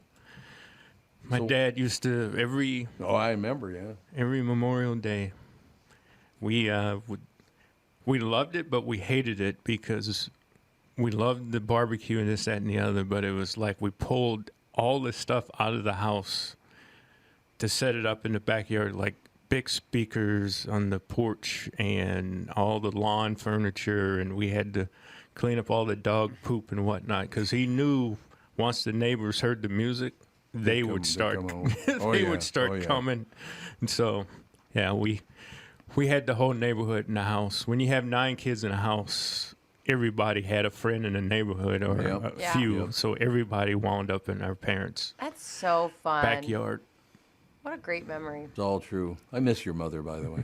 His mother was a big fan of mine. The only one I've ever had. Yeah, well, she's Bee was gone, so now you terrific. have 0. I know, now I got nobody. Unfortunately, it's true. Sad but true. B, where are you when I need you? That's what I want to know. The top things on our shopping list the weekend are food, booze, non-alcoholic drinks, and party supplies. Well, you already said food and booze. What other party supplies would you need? Yeah. What else would there be? It's not like they sell Memorial Day like hats and T-shirts or probably not. anything. Yeah, it's not really a zingy name to have on a cool hat. Memorial Day hat. It just does not sit well. You're right. Beer is still the top choice for drinkers by far. 70% will buy beer, 43% will buy wine, 30% will buy hard seltzers, and 30% will buy hard liquor. Number 4, and the final one, here are a few more things we've been buying in the lead up to Memorial Day. In the past month, sales of sunscreen are up 109%. Oh, and so instead of 1, they sold 1.1. Who cares? Pool floats and pool noodles, 81%. New grills, 54%. So there you go, ladies and gentlemen. Now, should I even click? Now, Rudy, you got to make the judgment call on this. Sure. Should I even click on the top 5 Memorial Day barbecue conversation starters as related comedy? Oh. You see what I'm saying? I was like, I don't know where you're going with this. Obviously, number 1 is going to be religion. Number 2, politics. But yeah, go for it. I mean, we're already here. Why not? Exactly. Do it. It's got going a to be couple of so minutes. bad. It'll be good. Top 5 Memorial Day barbecue conversation starters. If you're like 59% of Americans, you'll celebrate Memorial Day weekend with a barbecue. In other words, you'll spend it eating burgers in an awkward silence. Or maybe you won't, thanks to today's list of the top 5 Memorial Day barbecue conversation starters. And I always love it when they say the top 5 because there are about 15 of them. Mm-hmm. Why do they do that? I don't know. I don't get it. Why are we eating this garbage when Taco Bell brought back the enchilada? I don't hear any gales of laughter. What scares you more, a U.S. default or Johnny Depp's teeth? What's wrong with Johnny Depp's teeth? He was very into character when he did Jack Sparrow. He's decided he's not going to do much for his teeth. What's wrong with his teeth, though? I've not noticed. They're just gnarly. Terrible, yeah. What is it? The guy's a multi-millionaire. Get your teeth fixed. I know, like that point, you just go, the laziness. Yeah, that's weird. Yeah. Would you rather shoot Bud Light or burn Target clothing? God, really? You're going that whole distance, are you? Do you think the Illuminati killed Tina Turner? I don't even get that reference. Yeah, what would the Illuminati? Yeah, well, Ike Turner's dead. Mm-hmm. So Ike's dead. Couldn't have been him. Couldn't have been him. Yep, you're right. When do you think AI will replace your job? Well, it already has, pretty much. A lot of them, yeah. A lot of them. What's your favorite Trump nickname for DeSantis? DeSanctimonious is pretty good, actually. That's pretty good. That's a pretty good. I was talking to DeSanctimonious. Look, I wouldn't be making fun of people's names if my last name were Trump, okay? I know. You know what? I got to go. I got to go take a Trump. Yeah, right? I mean, seriously, you don't be picking on people's names when your name is Trump. I know. What a horrible name that is, don't you think? I'm with you. I think that, yeah, that's a rough one. How dumb does the Barbie movie look? I thought they say it looked pretty good, actually? Looks amazing. I think it looks good, but yeah. I don't know. They just got to be smart asses about the whole damn thing. It's like they thought, what's topical? And then they forgot to be funny. They were like, here are 5 things people are talking about, and we're just going to throw it in weird ways. Mm-hmm. They only get worse, so I'm going to cut her off right there because they're getting lamer by the minute. One thing they do mention, though, are Netflix passwords. Have you been through that yet when you went to Netflix and they had to put a bunch of stuff up on your screen about don't be sharing this with anybody outside your house? Yeah. You've gotten that one already? Yeah. We did last night. Yeah. And then HBO Max turning into Max for some reason. Yeah, I feel like I'm getting officially old and cranky because I don't like I don't like the name Max. Not a big fan of the logo either. Me neither. It's just kind of plain. And I don't know why it's bugging me. Like, I love HBO. HBO sounds cool. I remember when people had HBO, I just knew that they were rich. And I was very, like, HBO rich. happy. Back in the day. $2. Back in the day. I literally got home box office in, I believe, 1977. Yeah, and I bet you it was spendy back then. Really? Yeah. Oh, yeah. Oh, for sure. Yeah, I mean, it's didn't even know $15 a month now, but I think even back then it may have been more than that. Yeah. Really? Oh, yeah. So going to Max just reminds me of like Cinemax and cheap, and so now I know I'm old because I care about the name, the streaming service. But you know why they did that? Because of box office. They don't want to be tied in with a box office. Who cares? I know. That's why they did it. HBO. Home box office. HBO's. Nobody knows the initials of it, anyways. Only you do. Only I know what HBO means. Really? I didn't. Did you guys know what HBO? I did because I'm old. So I did, but I don't think the next generation coming up would. And also, we don't care. We just know it's HBO. It's HBO. Holy balls. Oliver. Holy balls, Oliver. That's what it stands for, right I'm fine there. with that. HBO, but then Max? Yeah, what trash service do I have? Why did it become HBO Max? Well, it became HBO Max, and then finally Max. It's just Max. It's just Max I now, think they right. just merged and had to figure out what name they're going to take. well, they didn't want to do plus. They didn't want to do a plus? They didn't, everybody's plus or plus. So. Yeah, the other reason is, like Brittany said, they wanted to get rid of having the cost of having like the National Geographic app. So if you watch Max now, it's HBO, it's National Geographic. It's like 4 apps all combined into one that they don't have overhead on anymore. Yeah, that's what they're doing with everything now. Yeah. There are a lot of that stuff. I love the Family Channel. It's got about 75 different channels. It's all reality TV. Yeah. Why is that? Like is it TLC really? now is just it? all reality TV, and it's like weird niches too. It's like almost like Pornhub. It's like, oh, do you want chubby people or do you want somebody with 18 kids? Like, what are we doing here? Did you hear that ESPN is in the near future, is going to go all streaming? Yeah, they won't even be on TV anymore. Well, not at all anymore? Not at all, no. They want to go. Who is this? ESPN. Who cares? I don't watch ESPN anyway. Well, I watch it. Yeah. But Do you? it's like if you're going to do that, then I'll just go to networks that give me free games. I don't have to see games. Well, I just really don't. Yep. We used to complain a lot about like how much cable cost. Right. And you'd be like, well, the reason why it cost so much is because they had to add in shows like HGTV because it was such a small thing, but nobody would a la carte that. You just had to get it lumped in, so that's why they would charge so much. And they go, you know what we should do? They should have a thing where they just have a single show and you can just pay $15 a month for whatever it is. Well, they did that, but now there's 80 different options, and now we're all plugged in to having, now our bill is twice what cable was. Right. But at least we have what we want. But now we're complaining about that. It's like everything that we want, we get, and then we find some way to poo-poo all over it. Yeah, 15 years from now, kids, some 15-year-old will say, why don't you have some type of system that all these things are in the same thing? Well, we did. It was called cable. It was called cable. That's true. As we move on to Chris Egert here, got to take a break and all the rest of it, but I just literally was sitting here thinking after you guys ruined my day by bringing this up, I wonder if my monthly bill's, about $10,000? Jesus, these things are expensive. Yeah. Yes. And I think at our house, we got every damn channel that's available. I don't know why. Well, I heard a guy talking about the fact he's a Yankees fan, and he broke down how much it costs to watch every Yankee game for a month, and it was like they're on their own network, which is the Yes Network. Yeah. Then they're on Apple TV sometimes, and then they're on MLB, but also the system that we're on now.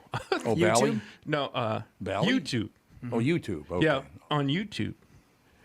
And he said he figured it out, and it came out for all those streaming services like $51 a month.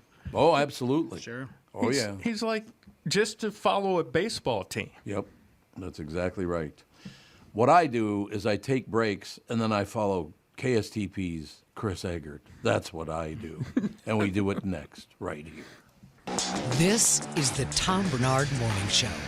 It's time for Power Lodge and Miller Marine, a marriage of throttle therapy between fun on the land and fun on the water. Pick your power and head to the lodge. Power Lodge, of course. Their locations are in Brainerd, Onamia, Ramsey, and Miller Marine in St. Cloud. You can find the boat or pontoon that's just right for you and your next Remember When family moment. Bennington, Smokercraft, Starcraft, Power Lodge, and Miller Marine has the brands you can trust to deliver fun, of course. Stop into Miller Marine or any Power Lodge location. Check the huge inventory of new Bennington pontoons with more than 300 new Benningtons to choose from. Huge savings on remaining new 2022 boats and pontoons in stock, of course, at Miller Marine in St. Cloud. and every Power Lodge location. Miller Marine and Power Lodge locations are open through this Saturday, closed on Sunday and Memorial Day, of course. So come in by Saturday to pick your pontoon, hook it up, and drive it home for on-the-water fun before the holiday weekend is over. Head to powerlodge.com or millermarine.com because it all starts at the lodge. Power Lodge. This is Bob Sansevere, and I want to tell you about Dave Bialke from Bialke Law. Dave represented my wife, Mary, when she had a significant workplace injury. She was very happy with the job Dave did. If you have a work-related injury and have Dave represent you, I'm betting you'll be happy too.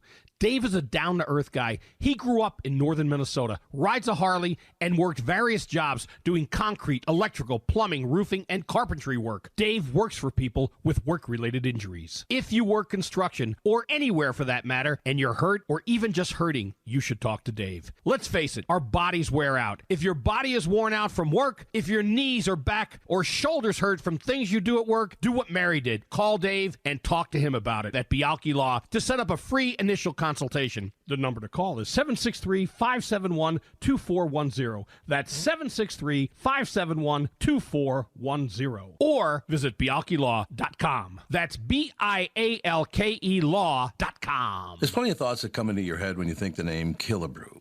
Of course, there's the Minnesota baseball legend, Harmon, who was responsible for many a favorite memory at the old Met Stadium in Bloomington, and many a baseball that ended up in the stands and in the gloves of adoring fans from his home runs. There's Killebrew Drive, the legendary road that connects Highway 77 to the Mall of America, and a day of shopping you'll never forget. My current thoughts for the name Killebrew is fun floats in our kitchen with my kids and grandkids, a cool, refreshing break in between innings at Target or CHS Field. Or maybe a perfect sunset paired with a sweet, frothy beverage after fishing or on your favorite walleye lake. Killebrew root beer and cream soda. Grab a six-pack at a grocery or convenience store near you. I'm Tom Barnard. This spring and summer, enjoy the one Killebrew root beer and cream soda. Gluten and caffeine-free with a generous portion of delicious thrown in. Killebrew, where memories are created and legends are made. The new Tom Barnard Morning Show is proud to have partners like North American Banking Company, Bradshaw & Bryant, MyPillow, and attorney and advertiser Dave Bialke. I've been advertising on Tom Barnard shows for years. I like Tom, not just because he's a good guy, but because the ads I run on his show bring me new clients that are hurt at work and need legal help. Tommy B works for me. Grow results for your business by partnering with the Tom Barnard Morning Show. Visit TomBarnardShow.com, keyword partner. We are back, ladies and gentlemen, and now, I added a sound effect for you. You want to hear the new sound effect for your intro? You ready? Yes. Okay. And now, Chris Egert from Channel 5. What do you think? Ooh, that costs a lot of money, man. Wow, that's top dollar. What'd that thing cost? That was top dollar right there, baby. We'll send you the bill. I'm surprised you have any of that left. I thought Brittany's been drinking all of it. She has. You're absolutely right. So I had to back off. Excuse me. I only drink it when you're not here. That's right. That's right. You steal It feels when better I'm when not it's here. stolen behind your back. Yeah, There's like a certain taste. That's just great. That's fantastic, isn't it? It was You pretty pill. good. It was. I waited for like 3 weeks, and then I had a bad day, and I thought, oh, this is gonna taste so good. You're lucky I put the cap back on my sound effect bottle. You're lucky. Brittany. Betrayal. I still call you Brittany Hagan. I got to stop doing that. I don't care. I don't either. I mean, everybody goes, so now, is that your sister, Catherine? No, it's my wife. Well, why does she have a different last name? Who cares? Oh yeah. I've never understood. Who gives a rat's ass about that? Also, your daughter got to hit queen status with only getting married once. She got to have 3 last names. She's got 3 last names, that's right. And so I always, go, God, must be nice having 3 last names. She always sounds like she had all these ex-husbands and secretly died under mischievous circumstances. But in reality, she just has 3 last names. I told you yesterday it's mischievous, not vious. I'm not going to live my life. You heard me. Speak in English? We Yes, you cannot are. live our lives like this. You have to speak English. That's all there is to it. No. She just goes, no, I'm not going to speak English. It's just not going to happen. What the hell was I just talking about? How much you love Chris Egert. That's what it was. Oh, my God. Who's better than Chris Egert? Chris Egert. Chris Egert. That would be a good sound effect just underwater. Ooh, you do that well. Most people can't do that. Did you know that? There Really? are select people that can do that. Most people cannot do that. I think I learned to do it from the remember the movie Eartha Kitt was in it. Maybe it was like Boomerang or something. And it was Baby. God She dang it, did what sing was that, it? by the way. She's like, "Arr." You guys know what I'm talking about? It's Boomerang, Eartha Kitt. Yeah, it's Boomerang. You know what I'm talking about, JB? I love Eartha Kitt. Yeah, so she was like, "Arr, Marcus," or whatever she did. I started doing that, from that movie. You know why I love Eartha Kitt so much? She's the first celebrity I ever heard attack a president. She went after Lyndon Baines Johnson for something back in the day and lit him up like there was no tomorrow. Good for her. I think. Oh, you know what I think it was? I think it was about the fact that that LBJ decided that if you're going to get welfare, the father in inner city families cannot live with the family, which just raised the price of living much more than you ever offered them before, Lyndon. Did you notice that? Now I have to have 2 households. How are we supposed to do that? And you destroyed the base of basically a whole race's. It's true. Family. No, you're 100% right. Because I remember when that did happen in 1966. Was that? I think it was 66 when that happened. So all of a sudden, all these black fathers were just gone. Like, what? Where'd your dad go? Oh, they made him move out. I'm like, what? I will never forget that, JB. Well, I blamed you. Well, I was in a 2-parent household, so you can't blame me. I know, you're right. You got us sometime when Chris is on, maybe just a brief one today. Mm-hmm. And I only say this out of love for JB and where he's from, but the most famous spot in his hometown is called Dago Hill. Yes, it is. The actual name of the hill is Dago Hill. Well, now they just call it the Hill, but yeah, I suppose. That's where the Italians were in St. Louis. Well, two most famous people born on that hill, Yogi Berra and one other. Joe Garagiola. You got it. They were both born on Dago Hill, absolutely. But the best part of Dago Hill, back when it was Dago Hill, was JB's buddies. Was a baseball team, wasn't it? No, it was a Catholic-run leadership program. Oh, it was a leadership program. Okay. And we would take field trips, like once a week to different places. And we were there's a wonderful church on the hill, of course. Sure. And Catholic church, and we went to go look at it. And we parked on the hill. And when we came back, the bus was gone. Because somebody got on the bus and released the brake. Rolled it down the hill. Whoa, really? Yeah. And broke out some windows. So, needless to say, we got the message. So, we got out of there.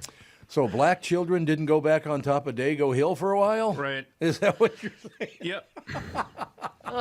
Brittany looks like she's going to start crying. I just to kids, like a kid. Isn't that amazing? School? To little kids.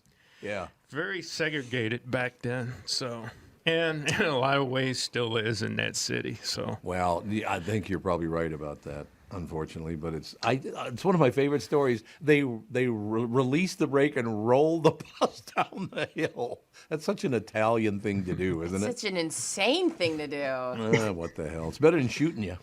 That's true. See? There's always an upside to every story, no question.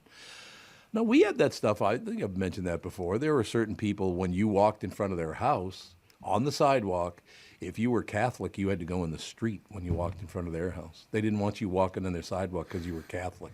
I never faced that. Well, you had to deal with the blackness part of it, so you maybe didn't notice the other part.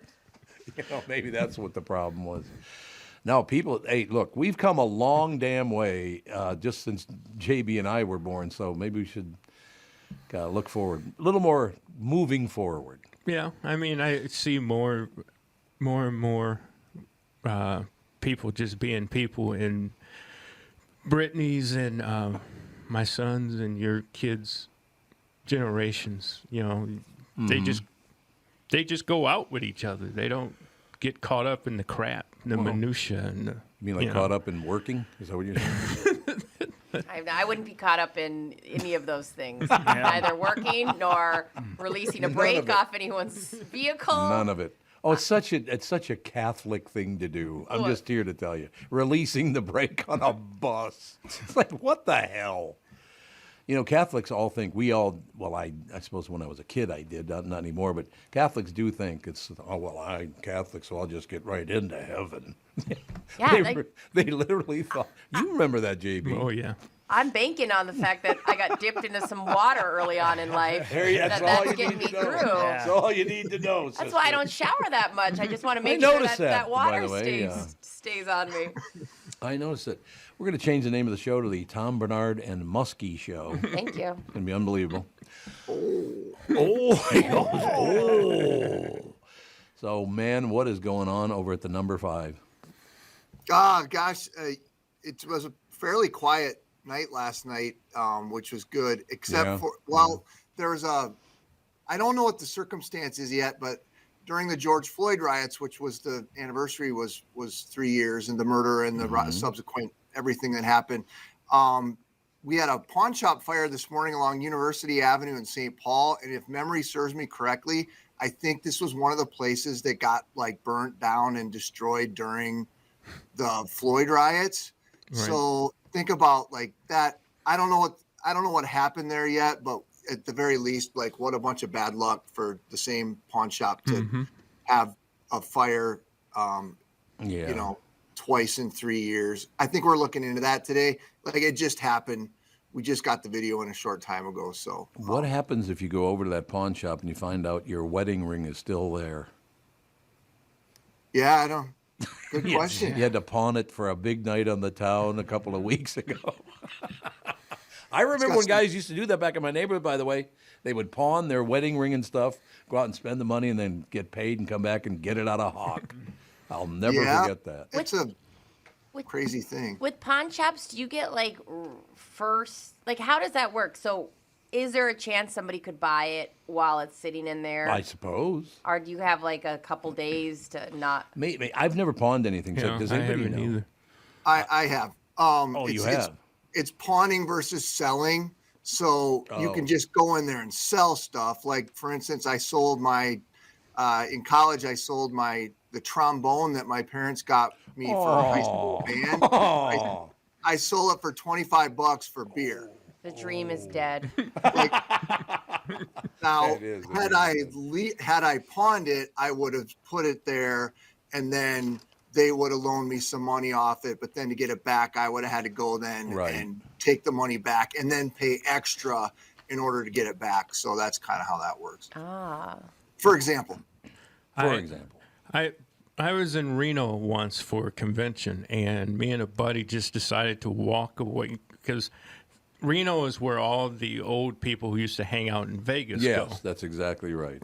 And he goes, let's go down and look at these pawn shops. So we went down and looked at the pawn shops, and it's just sad because you see people's Christmases like just being displayed on the wall. You know, like brand new video game systems in the box on the wall, and it's like, oh no, did you really do that to your child? You know, pawn the system that think you were going to strike it rich and then come back and get the system. Now, I wouldn't even know where to find a pawn shop anymore. Do they even exist anymore? Well, Pawn America on University, right? Oh, is is there that one still on there? University? Yeah. Well, they rebuilt the one that got burned during the riots, and I believe that was on Cedar Avenue. It was just south of 94 off Cedar Avenue. Really? So, yeah, there was that one. And then, yeah, they're still around. I don't know, but like with the advent of Facebook Marketplace and Craigslist and eBay, I can't imagine a lot of people doing a lot of pawning these days. Yeah, probably not.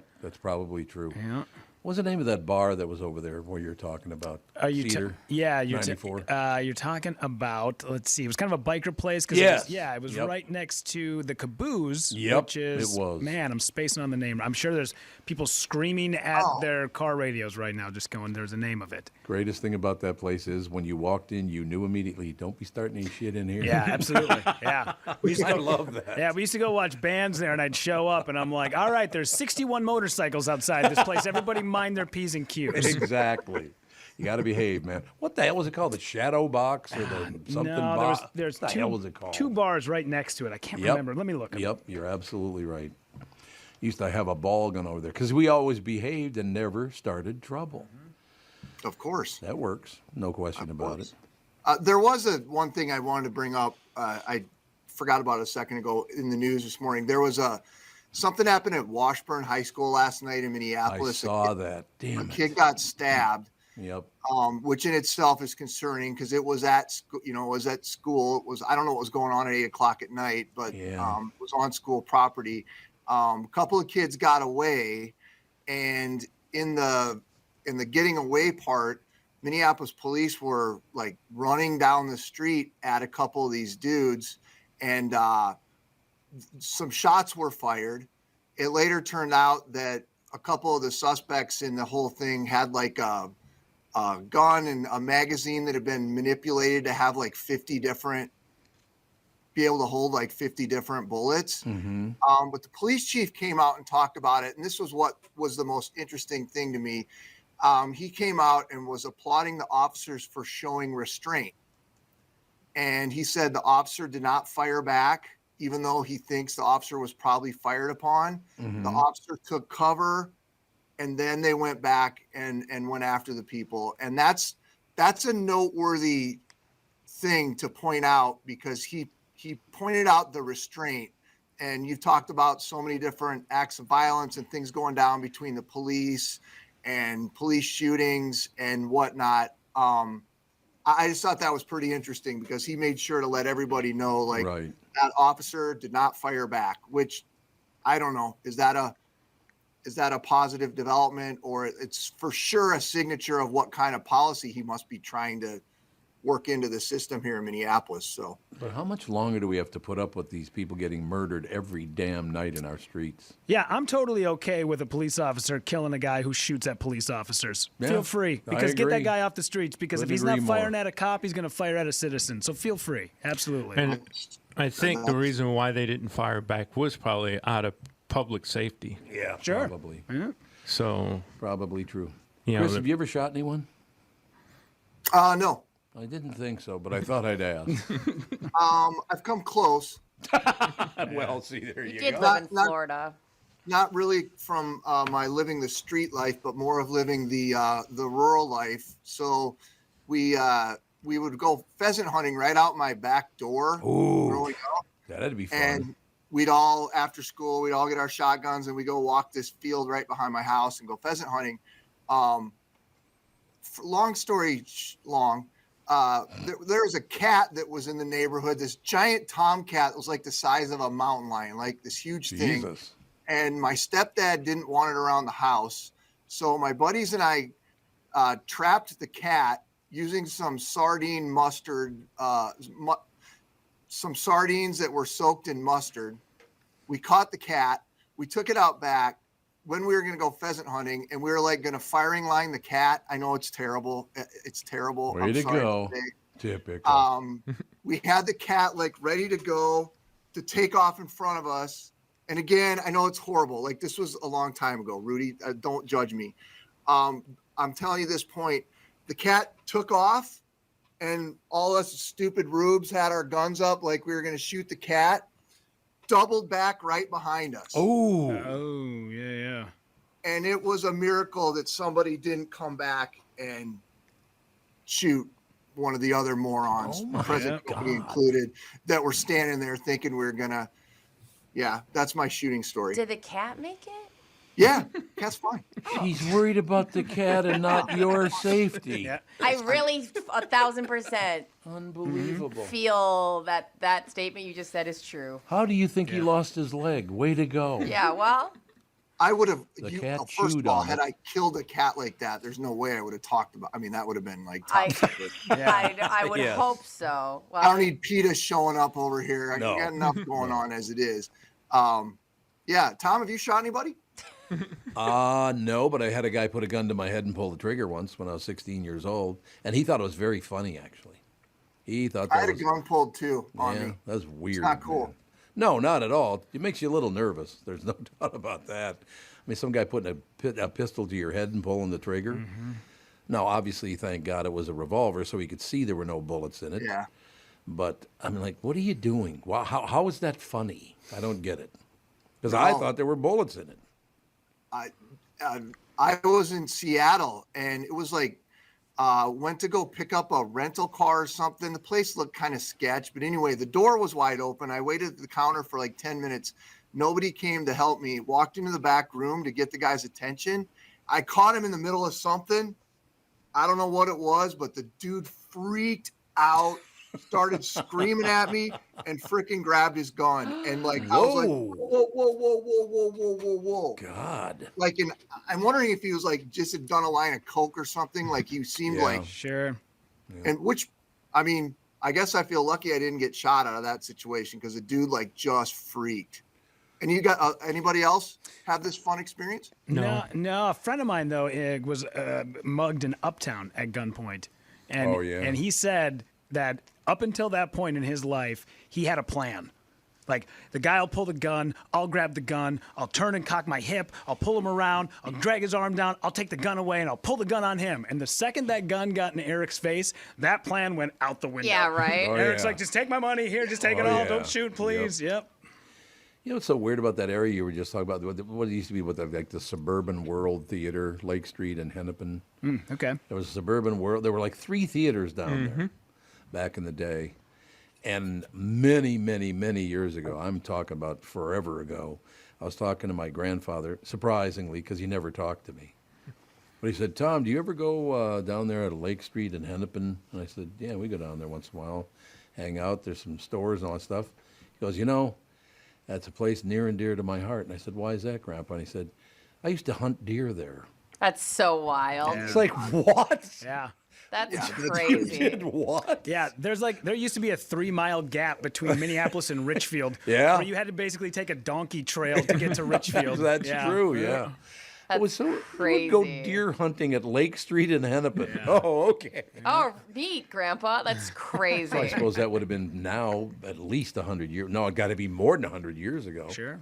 That was probably right turn of the 18th to 9th or the 19th to 20th century, probably. Our listeners are dying. I've gotten a lot of emails about Whiskey Junction. Yeah, and the joint. And the joint. Oh, there's your Whiskey Junction. Oh, the joint. yeah. The 2 bars, yep. There Man, you I used to go. There used to be Finnegan's used to throw a big party where they closed off that whole Love area, Finnegan's. and you could go from concert to concert, and it was super fun. The old days when things were fun, huh? Back when things were fun. I'm sure it was like Back in the good old days. 15 years ago. I don't know. It's not like I was. Why don't we do this? Why don't we go deer hunting at Hennepin and Lake today? Oh God. Just wander around with a bunch of rifles. You could probably do turkey hunting. Oh, you probably could. That's Yeah, true. the city of Richfield had a deer hunting season in Veterans Park like amazing. 15 years ago. They was overrun by deer, and they just let people with bows just go sit in trees and take deer in the middle of the city. Oh, my you go. husband would love that. He loves shooting bow. He does not like having to drive out anywhere. So We get deer. We live in our backyard. There's a creek back there. Yeah. So we get deer wandering through our backyard. It's like right in the middle of the city, really? Yeah. And I love that stuff. And it everybody is in my great. neighborhood wants to kill every animal, it feels like, and it always bums me out. Like, everybody in my neighborhood wants to kill bunnies. Like, they talk. Oh, they hate the bunnies. And I just yeah. love seeing them, and I like them, and I But don't 12 whatever. at a time? What's that? 12 at a time? Why not? I don't know. They all want to kill bunnies. They're like, well, they're eating my flowers. I go, well, I feel like the bunnies are cuter than your flowers. Oh. Tom, those deer that you're talking about used to wander in my backyard until they redid the Bryn Avenue Bridge. Oh, yeah, Brent Avenue, yep. And now they can't get underneath it. So they're stuck on your side, basically. I thought they could go through. There's a tunnel there, you know. Is there? Yeah, there's a they tunnel don't now. come. They don't come over as much as it because it used to be like 3 times a day they would come over and feed in my backyard and then go back over. Yeah, there's a wooden bridge there now. It goes under the highway. Have you ever seen a dog chase a deer? Oh God, It's so funny, is especially up hilarious. north. My dogs, they'll be like, all right, game on. They start running towards the deer. Within 3 seconds, they're running as fast as they can back, and the deer's coming right after them. I'm like, what did you think was going to happen, love that. robot? Help me. Mom! Mom! It's so funny. That's very true. Yeah. I thought I was a tough guy, but I wasn't a tough guy.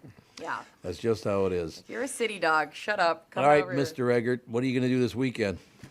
I'm gonna get ready for our graduation open house next week Friday. There you go. Congratulations. How Got exciting.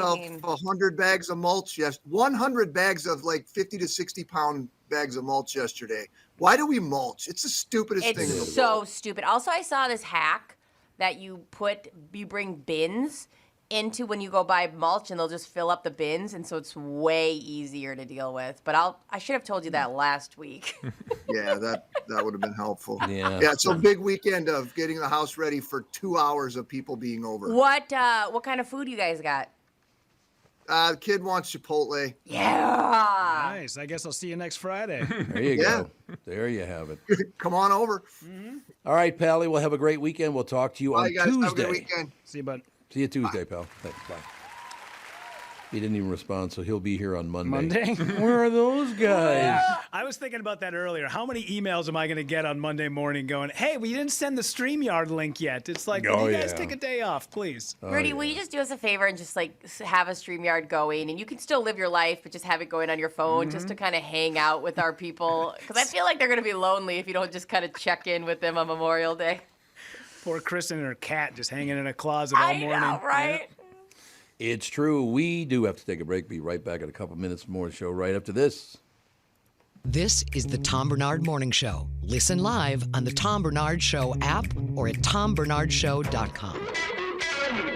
Hi, this is Tom Bernard. If you've been listening, you know I'm a fan of Nissan vehicles. I own an Altima. My son and daughter-in-law both own Nissans, and we bought them all at Walser Nissan stores here in the metro. They hang their hats in Burnsville, Wayzata, and Coon Rapids. So why is Walser different than other Nissan stores? And why should you absolutely go there this month? Tell them I personally sent you to lease or buy your next vehicle. First, there's Walser Care, a complimentary powertrain warranty that will keep you covered for miles to come for free at Walser Nissan. This month, you can score 0% financing for up to 60 months on select Nissans, or you can lease the 2023 Nissan Pathfinder S for only $269 a month. You'll need to tell them you want the Tommy B deal, of course. That's understood. So, not just Nissan, but Walser Nissan, Burnsville, Wayzata, and Coon Rapids. Don't forget to let them know the Tom Bernard family sent you and ask for the Tommy B deal. Go to walser.com and select the Walser Nissan store nearest you. $269 per month for 24 months, 10,000 miles per year, $5,900 due at signing, VIN PC 261725.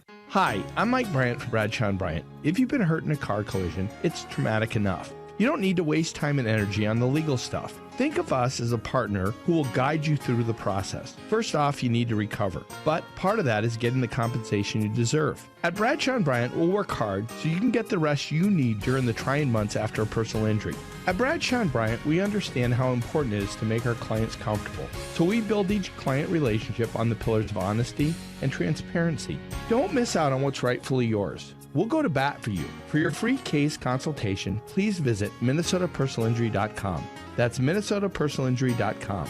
I'm Mike Bryan, and I hope you're never injured in a collision. But if you are, don't sign anything until you've talked to Bradshaw & Bryant. Find Bradshaw & Bryant, personal injury attorneys at minnesotapersonalinjury.com. With Mike Bryant on your side, seeking justice for the injured. Bradshaw & Bryant. There's plenty of thoughts that come into your head when you think the name Killebrew. Of course, there's the Minnesota baseball legend, Harmon, who was responsible for many a favorite memory at the old Met Stadium in Bloomington, and many a baseball that ended up in the stands and in the gloves of adoring fans from his home runs. There's Killebrew Drive, the legendary road that connects Highway 77 to the Mall of America, and a day of shopping you'll never forget. My current thoughts for the name Killebrew is fun floats in our kitchen with my kids and grandkids, a cool, refreshing break in between innings at Target or CHS Field. Or maybe a perfect sunset paired with a sweet, frothy beverage after fishing or on your favorite walleye lake. Killebrew root beer and cream soda. Grab a six-pack at a grocery or convenience store near you. I'm Tom Bernard. This spring and summer, enjoy the one Killebrew root beer and cream soda. Gluten and caffeine-free with a generous portion of delicious thrown in. Killebrew, where memories are created and legends are made. We are back, ladies and gentlemen. Still like to remind you that our wonderful Democratic and Republican folks are meeting, and just out of the blue, a shock, we're coming together. We might get a deal done. These people are such frauds.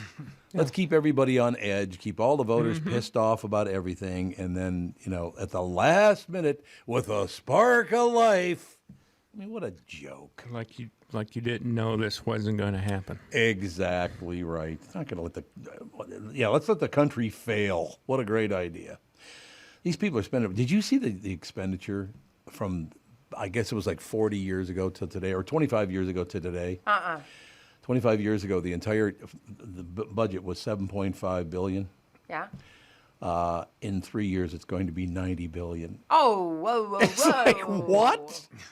What are you spending all of our money on now? What is this we're doing? And can you just throw some dirt in a pothole, please, with some of that money? Yeah, Is wouldn't that okay? be nice? Just sprinkle a little something in there. Absolutely. 2 new restaurants are opening soon on Lake Minnetonka, so that could be a good thing. All right, let's hear it. I do love going out to Minnetonka. I lived in that area when Kath and I first lived together. We lived not on the lake, but a couple of blocks away from it. It was wonderful. It's so magical, and we are officially sponsoring the Minnetonka Triathlon. So if you're looking for a thing to do in 2 weeks, 2 weeks, yes. You can volunteer, and I'll be there in the morning too, and it'll be super fun. You'll be volunteering up a storm? Yep, I get to write on people's their numbers on them, and it's really fun. There you have it. 2 new restaurants opening soon on Lake Minnetonka. Daniel Del Prado is behind a forthcoming American bistro in Excelsior, and a tiki bar opens Friday in Tonka Bay. So get ready for that summer season, ladies and gentlemen. Yeah, Daniel Del Prado. I've never met him. I don't even think I've ever talked to him, but he's in business with a couple of friends of mine. So. Did you ever put your boat on Minnetonka? Because I know you lived on a little lake. Yeah, we didn't have a boat then. And we did not. No, but I mean when. Oh, you mean when I was living in Golden Valley? Yeah. Did you ever take it out and go put it on Lake Minnetonka? No, we just kept it on our lake. I'm surprised though, because that's pretty fun to do. Oh, it is a really good time. It's a great time, as a matter of fact. No question about it, ladies and gentlemen. So yeah, it's always good to see businesses starting up rather than folding up, don't you think? Yeah. What's the percentage? I mean, you're in the restaurant biz. What's the big worry? Like, what percentage of restaurants struggle or don't make it? Gee, I don't know, but it's got to be pretty high. Right? That would be a scary thing to do. And it's all consuming, too, because the minute you walk away, things just kind of fall apart. But yeah, I don't know. A lot of people, I would never, ever, like I said, I'm involved, but I have nothing to do with running any of them. You don't want me running anything like that. That's not a good idea. You'd be like, what about grilled cheese added to the menu? Yes, let's get grilled cheese on there that are burnt on the edges. That's the way I make them. That's the way I make them. So from now on, Target CEO slams gut-wrenching threats that led to pulling some Pride products. Well, this is turning into a huge story, isn't it? It's so funny now how stories progress. Yeah, it is. Because we don't even know how real they were. There was no footage. I don't imagine people actually caring. It's only a story because it's a story, and now it's more of a story because there was a story. Now they're saying the Minneapolis-based retailer, Target, we're talking about, won't specify which items it removed, but it appears most were apparel and accessories from a single designer. Did the people not like the slogans on the shirts or something? Does anybody know what the hell this is even about? I got an email from a listener who said that designer was a devil worshiper. And I just had to laugh where I go, now we're getting to the point that we have to know who designs our shirts and their beliefs. Well, I know. Like, I don't care. Oh, my God, I don't care. The devil worshiper. Is devil worship the same thing as me liking you? Pretty much. Same story. You barely ever worship me. That's true. I don't worship you enough. Agreed. It's a fact, no question. Target stop executive hammered the aggressive behavior that some customers directed toward employees because of the retailer's collection of LGBTQ themed merchandise. The company removed some of the items from its collection for June's Pride Month, which honors lesbian, gay, bisexual, transgender people, saying a rash of threats made workers feel unsafe. That move followed many difficult days of deliberation and decision-making. Chief Executive Officer Brian Cornell, I love your university. Thank you very much. Great to be here. Said in an internal memo, Brian, call in. What's the number here again? 952 600 600 20 25.75. There you go. I can see some of the numbers, but some are covered up by the light. So yeah, Brian, call in. Whatever you've seen in recent days, what you've seen in recent days went well beyond discomfort and has been gut-wrenching to see what you're confronted with in our aisles, Cornell told store employees in the memo, which was sent on Wednesday, viewed by Bloomberg. Now, I have a question for you. I'm jumping all over this thing, but it's like, I was trying to think of what you could put on a T-shirt that would offend me walking by in a Target store. I literally was thinking about that the other day. I was racking my brain of what would anger me. And I just think the only way I would rebel is I would not buy it. Yeah, so you wouldn't buy it. Well, if it said, women are the worst, I hate women, something like that. Ixnay, I better zip this up so you can see inside my shirt. It was good audio of the I just would go, interesting. And who cares? And I don't think, and maybe I'm naive, I don't think people care. And it's the way that you solve it is you just don't buy it. And then people were claiming, well, they're putting gay pride things on little kids' T-shirts or toddler T-shirts. Who cares? Yeah. My Gogo has a onesie my stepbrother bought that says, I love my gay uncle. And I don't, why, it was funny. Why would you care about that? I wouldn't care. Yeah. Good. It's, I don't think it Does she have a gay uncle? Yes. Well, then who cares? She does. I mean, I don't understand that at all either. I don't get it. Live, laugh, lesbo. Isn't that what we decided? Mm-hmm. Just got to live, laugh, lesbo. Which I've been talking about for 30 years, and I still get blasted by every asshole news anchor in this town. Oh, you know, he's this and he's that. You have no idea who I am, you dumb bastard. I can't wrap my head around if I hope that this is, like, there were really people that were this angry, or if there's not. Because remember that cake that guy claimed somebody wrote something anti-gay and it was actually him? A part of me feels like this isn't real, because what person would go into Target and go, and why are you yelling at the workers? You know that they make no decisions. As somebody who's been yelled at in a position where they're far too low to make decisions, you just go, oh, really? Like, I'm here at, 9 at night on a Friday. Do you really think I'm the one making any calls? What was the name of that show again that had the gay man living with the very pretty woman? It was. Oh, you're talking about Will and Grace? Will and Grace. That's exactly right. Remember the MAGA issue, the episode of that show? No, I didn't even know it was on during Mega. Somebody ordered a MAGA cake. It just said MAGA on it, right? Yeah. But apparently the chef didn't like that idea, so he added a couple of letters, so it said, I'm a gay. Okay, that's funny. No, that's funny. That's funny. I mean, laugh. You have a joke, for Christ's sake. Who cares? And delicious. If you had wanted to change it, you just eat some of the frosting. Yeah, eat off. some of the frosting and you're good to go. I don't know what kind of party you're having or how lame your life is if you're putting MAGA on a cake. Well, there is that. I wouldn't put any political, we're having a party and I'm putting, somebody's political viewpoint. What But lame here's what I don't party understand are you about throwing? that. It's not even a political viewpoint. It's Make America Great Again. What's wrong with that? It's a political viewpoint. Yeah, he uses it, but it's not really a political statement. It's a political statement. No, it's not. If you saw a MAGA flag, you know that's a Well, Trump the flag. MAGA flag, I suppose. But I don't care about that either. I don't care about that any more than the children's T-shirts. You do what you do. I don't Who care gives a people. If rat's you want ass? to put a MAGA flag out over, I'm just saying that Exactly. you cannot pretend that MAGA is not Trump's. You know the one I did like a lot? The last election is people changed some of the letters or not. Yeah, they kind of closed in some of the letters or whatever. And instead of saying Biden, it said bye, Don. Get it? Donald Trump, bye, Don. I That's used to very love, clever. when Obama was change, right? And he had that poster change. Mm-hmm. And then I thought it was funny when people say, I want my change back when Oh, they were yeah. pro-Trump. I'm sorry, that's funny. I agree. I think all this stuff is funny, and It's- you can see it all coming, by the way. Yes, It's the same old pro wrestling bullshit that it's always been. I love to say I want my change back, and I'm not running around pro-Trump, but that's just funny. Why do you care? Pro-Trump, pro-Biden, who gives a I'm rat's just saying, ass? like, a funny slogan to me is a funny slogan. Well, that's like, what I'm saying, though. It's yeah. like, but it's like, who cares what I think? So wait, are you guys saying I have to return my abortion is murder cake? Is that Yeah, what you guys it's are saying? time. God damn it. It's time. Abortion Well, is just- murder. All right, well, luckily I haven't taken a bite out of it Yeah, yet. right? We can just change the letters around. I'll figure it out. You should just change it around so it says murder is abortion. How about It that? kind of is if you think about it. See, you know? murder is abortion. You're But here's the aborting a thing. human being. Here's the twist. He might have an abortion as murder, but people don't know this about Rudy. He's pro-murder, so he's Yeah, fine well, with see, it. there you go. That's absolutely right. 1,000%.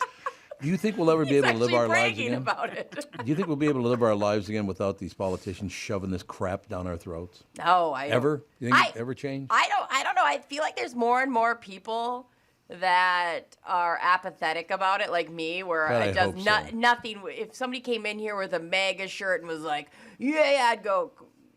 At least you have a hobby. I don't have one. I still don't understand what you guys see the difference in Trump and Biden. They're the same exact person.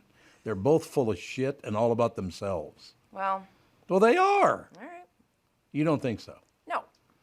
Oh, But- God, that's such a ridiculous point. I'm just saying You're such a I won't fool. go into detail, but I like not thinking about our president, and I don't. Well, that's what I'm once in saying. a while, I just want somebody to check if he's still alive, like put a little finger to the Sure, pulse. that'd be good. That'd be very Or good. maybe like just check if their weekend at Burning brings him. I But I literally- like that. I don't like that we're hearing constant bickering. And I know when it comes to their politics, I don't really care. But I don't like that outwardly I can grab a woman's vagina. Well, of course. I mean, But that's that just was a given. He said it, and he was very vocal. I know. And I'm not even I saying that Biden understand. doesn't secretly think that, but I don't like that was constantly out there.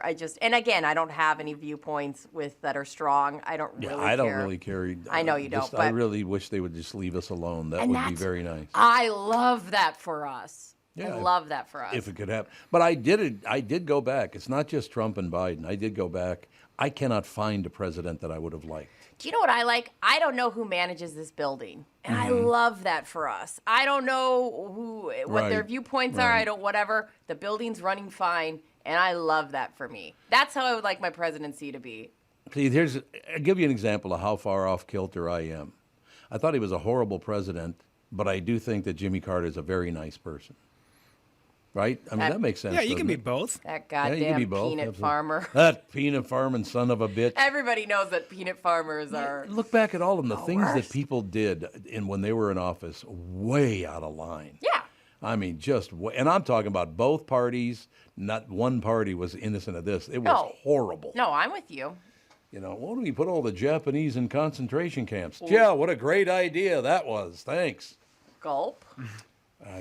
All of them. They're all money-grubbing pigs, don't you think? Absolutely. We both agree that you have to hit a certain part of narcissism, and Mm-hmm. the ladder to this high level of power is on the backs of other people, no matter who you are. You know what I'm going to do? My next vote is going to be based on whatever. I don't give a rat's ass which party they're, Democrat, Republican, Independent, whatever. One that finally doesn't try to rip the other guy to shreds. That's who I'll vote for. I'm fine with If you have that. to rip somebody else to shreds, you're not very good at your job. But that being said, we still will take voiceovers where we rip to shreds. We will take that money. Oh, if you we will? want- You'll take the money? I mean, you won't. We just want to go on the alert to say, like, if you want us to go, he's a garbage man with garbage views. I We'll used to take do- that money. I used to do a lot of presidential ads back in the day. I could imagine your voice. Give us. I remember us a little. remember the last one that I endorsed? No. Who's the guy that put on the helmet and got in the tank? What was his name again? I forget. God, what was his name? I can see his face, but I can't remember his. But I did his presidential campaign because I've been a Democrat and I've been a Republican, so I don't know which. I didn't care for either one of How do them. you even declare anything? Like, it's kind of like the way I look at it is when we talked about The Office and him declaring. Dukakis. That's exactly who it was. And that ruined.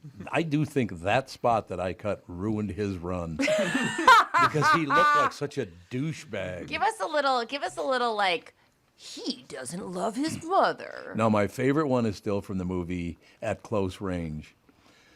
And didn't you play that one day on the air? I think you did. I think so, maybe. My favorite line in that whole, I used to do a lot of movie trailers when I lived in New York, which I love to do, by the way. They're very easy to do. Yeah. But there's a line in there. It's Christopher Walken and Sean Penn.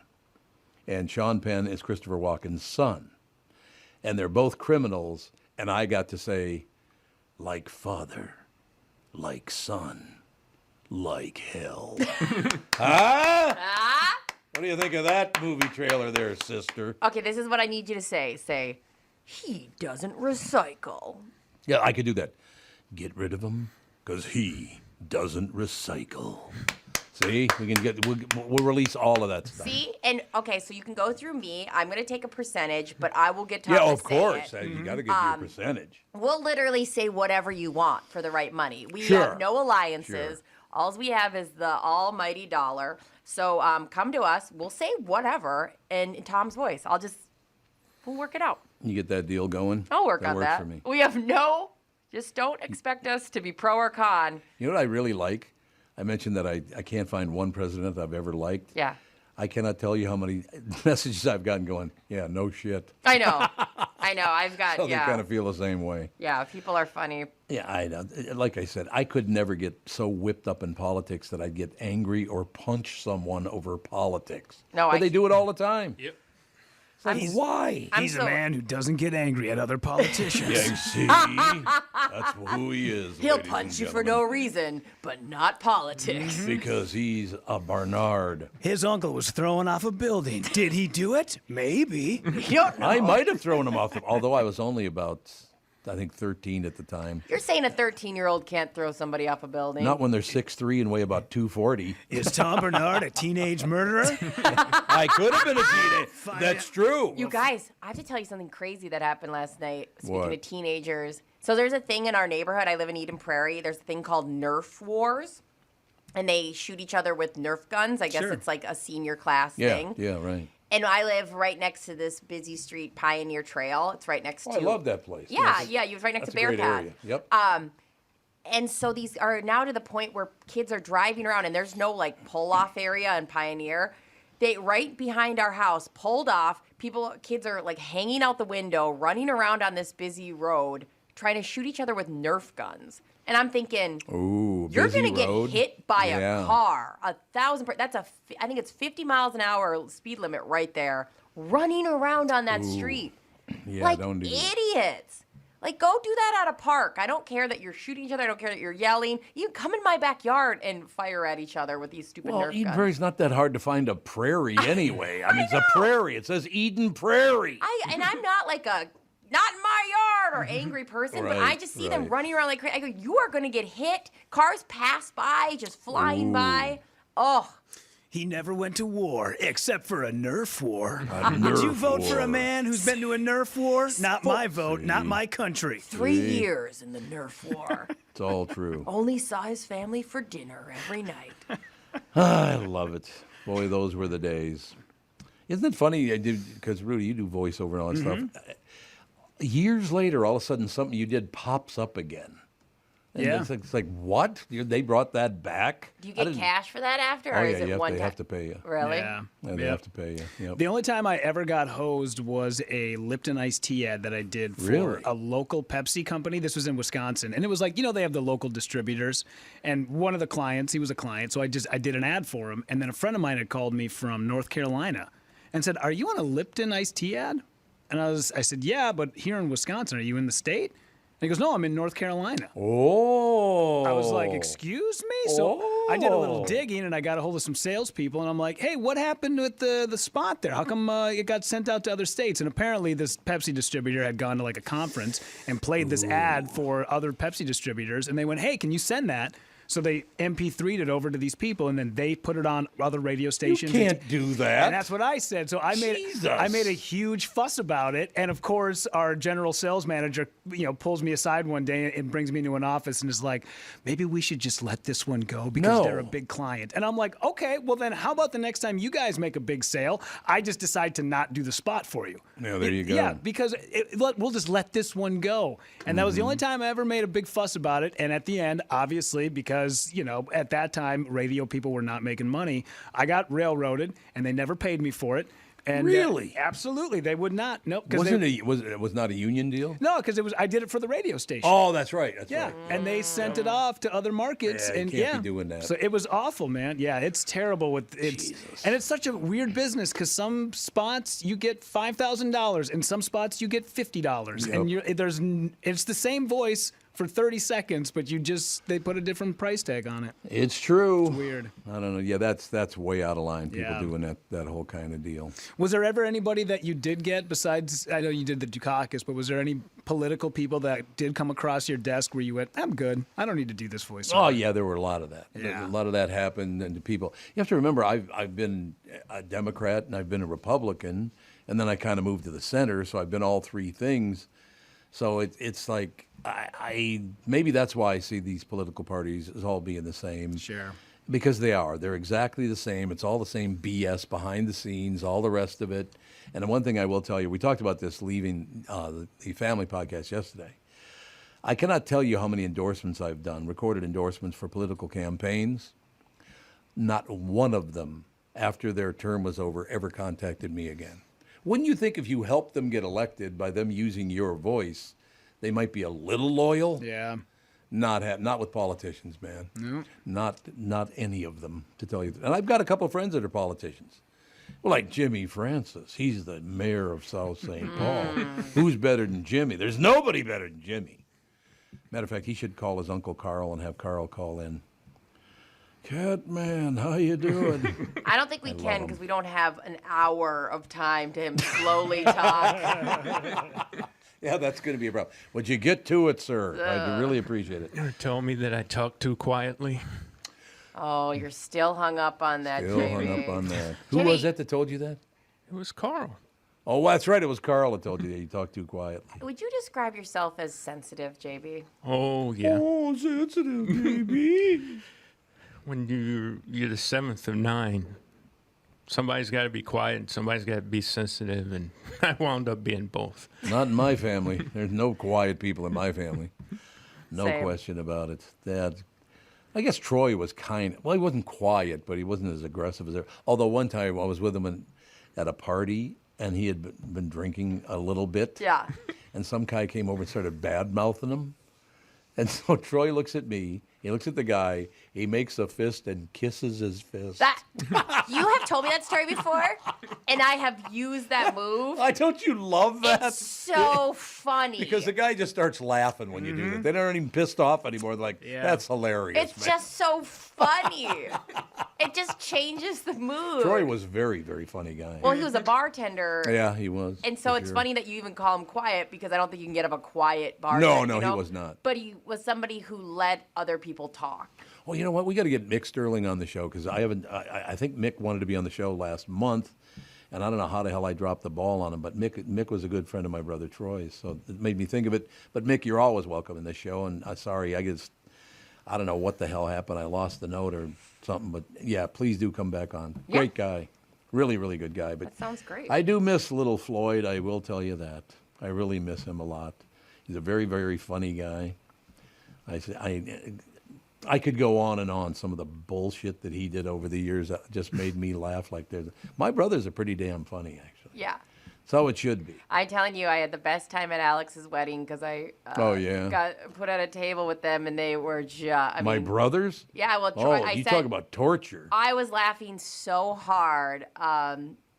Yeah, it was just a blast. They were goofballs. Oh man, it was living at my mother's house with all those people. It was just unbelievable. It was every weekend we'd get together, we'd play the piano, sing songs, tell jokes. God, it was wonderful. Yeah.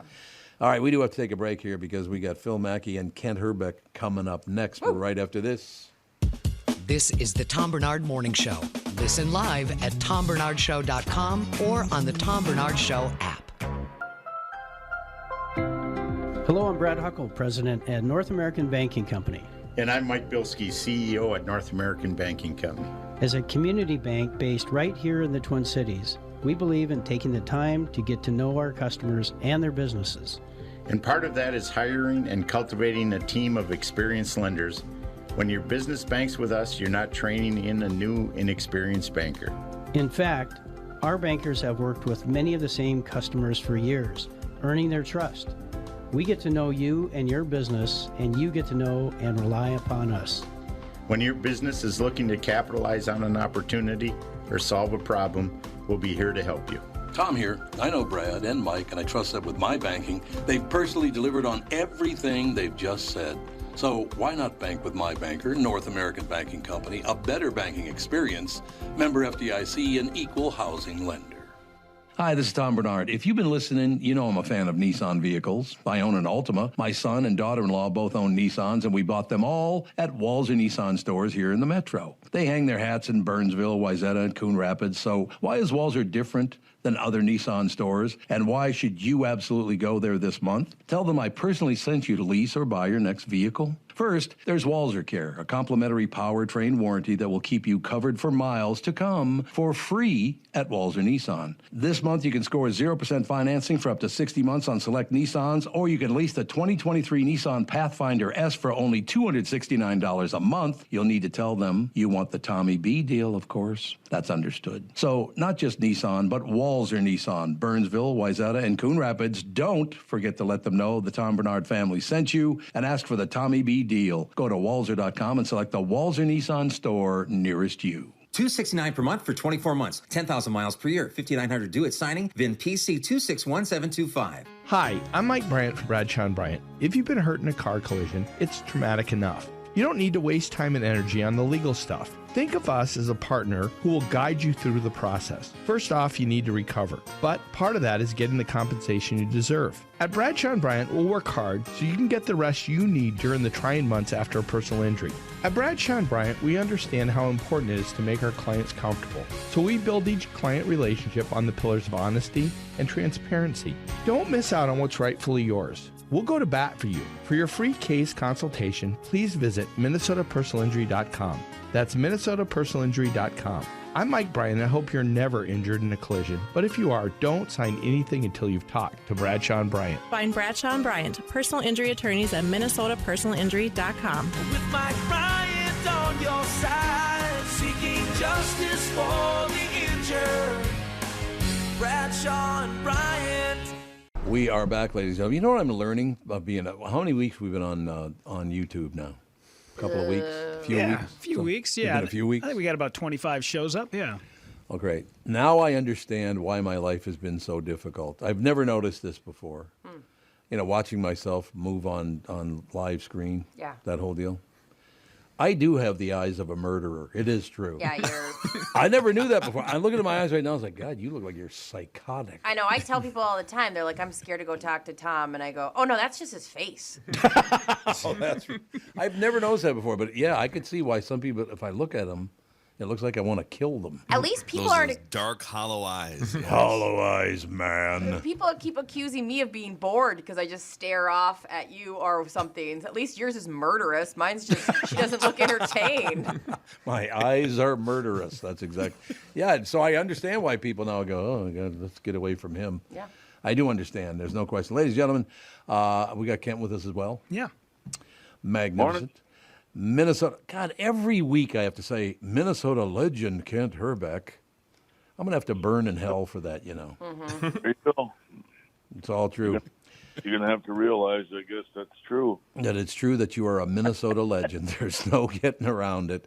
Minnesota legend Kent Hrbek Sports is brought to you by Killebrew Old Fashioned Root Beer and Cream Soda at the ballpark, up north, or in your fridge. Killebrew Root Beer and Cream Soda. I'll tell you what, I just did a speech on Monday night with Jim Lundeen from Killebrew Root Beer. A bunch of people, a couple of hundred people showed up to congratulate three young they're 18 years old. They got scholarships off to college. What a nice night that was. All those people were there. And now they gave me a job. They said, we got everybody to come. I mean, everybody has done that speech out there, except for Kent Hrbek. They can't kind of track him down. Birthday boy? Well, he's a legend, you know. That Kent Hrbek is I heard he's a Minnesota legend. That's what I've heard. It's all true. Kent, how was Vegas? How was your birthday? Oh, birthday was awesome. That's Thank great. you. Vegas was awesome. Was fun. That town's crazy. I didn't lose my money out there. I know where it is. I didn't lose it. Okay, that's good. I'm glad. Wow. To hear So that. wait a second. So I'm sorry, Kent. I'm just Googling your birthday. I didn't know so many Minnesota sports luminaries had birthdays last weekend. Kent Now I'm Hrbek, a- Kevin now I'm a O'Connell, the luminary? Vikings coach, Phil Mackey had a birthday on May 20th. Oh, wow. I mean, the Minnesota sports luminaries that were born toward the end of May. Pretty incredible. Brittany Arneson had a birthday on Tuesday. JB had a birthday yesterday. Go-Go Wow. has a birthday Sunday. And Fawn's birthday's today. Wow. So I guess Rudy and Let's I all are go. out of the Let's mix. all go back to Vegas. Let's all go. Come on, this weekend. You know, we are going to set up a trip one of these. And look, I want it to be in November this year, so we all got to go on that deal. Oh, you know what? I should ask a question because my neighbors, I promised my neighbors, because we get together just about every Friday night in the summertime, just sit outside and they have a little beer or wine. We grill out, do all that stuff. But now I've had, like, Jimmy Francis has called and said he wants to bring his barbecue truck to my house. Nice. And then we got a call from Tyre Carver. He wants to bring his ice cream truck to that thing as well. Oh, hell yeah. So I got to figure when all you guys can come to my house for this thing. We'll get my neighbors and all the people on the show and advertise and stuff and come to the house. And I guess we can even bring Hrbek. Maybe, we'll see if we As can. long as he brings a food truck up here. Yeah, right, exactly. Well, you do live in my neighborhood. So, I live right down the block. It's true. Right. I lived there first, so I get to claim it was my neighborhood. That's true. There's no question about it. But I want to get that thing going maybe sometime in June or mid-July or some damn thing. So I got to start going around figuring out when everyone can show up. That would be a lot of fun. good luck. Yeah, good luck trying to put that together when everybody's around. Yeah, that's going to be a bitch, isn't it? There's no question about it. So we've got a mixed Sterling thing that that he's going to do for us. We bought at a live auction deal at one of our ALS events this summer. Seven of us went in on it and bought a mixed Sterling deal. And you know what? We can't get a date together because nobody can figure out when they can all be together. Right. So, Do you know Mick at all, Mick Sterling? Yes. Great Yes, guy. I don't know him personally. I know him. I've talked with him. Blah blah blah. But I'm gonna go watch. Oh, he's a great guy. He was a good friend of my brother Troy's. Unfortunately, Troy's no longer with us, but he and Mick and Troy were good friends, no question about it. But great guy, really good guy. Yeah, he does some great shows. We have a great time watching him go out different places and watch him perform. And he does all those little gigs with like a Billy Joel night or whatever that night. But he does a great job and does a lot of great work for charities and stuff, raising money. Yep. Gets a lot of his time away. Pretty no cool. doubt about it. Phil, what time do you have to be off by? 37, is that right? Yeah, if you get me out by about 38, I can avoid getting slapped upside the head by Judd and Patrick Royce. So, Okay, I just wanted to make sure that I get you out on time because now, especially with Judd, he bounces around. He can go like 37, then 45, then 37 again. So he bounces around. he's just you can pretty much do whatever you want with Judd, and we'll cover for him on the back end if we need to. He's a disaster. Let's be honest. You're saying what an unkept, horrible human being that Judd Zolgad is. Phil, are you saying he's a non-essential? Is that what you're saying? Ooh, non-essential. That's harsh. No, he's very much. We sent Judd to Vikings. You know, they have, like, for baseball, you've got spring training, and then the season starts. Yep. And then the season ends, and you go do whatever you need to do for 3 months. In football, they have all these off-season workouts. So Judd was at they're called OTAs, the Organized Team Activities this week. So we did send him on assignment. Baseball should do that, Herbie. Like in December, we should just put together some organized team activities, put a couple balls on a tee, and make you guys work out in the middle of the off season. In our days, it was called sitting at the bar. The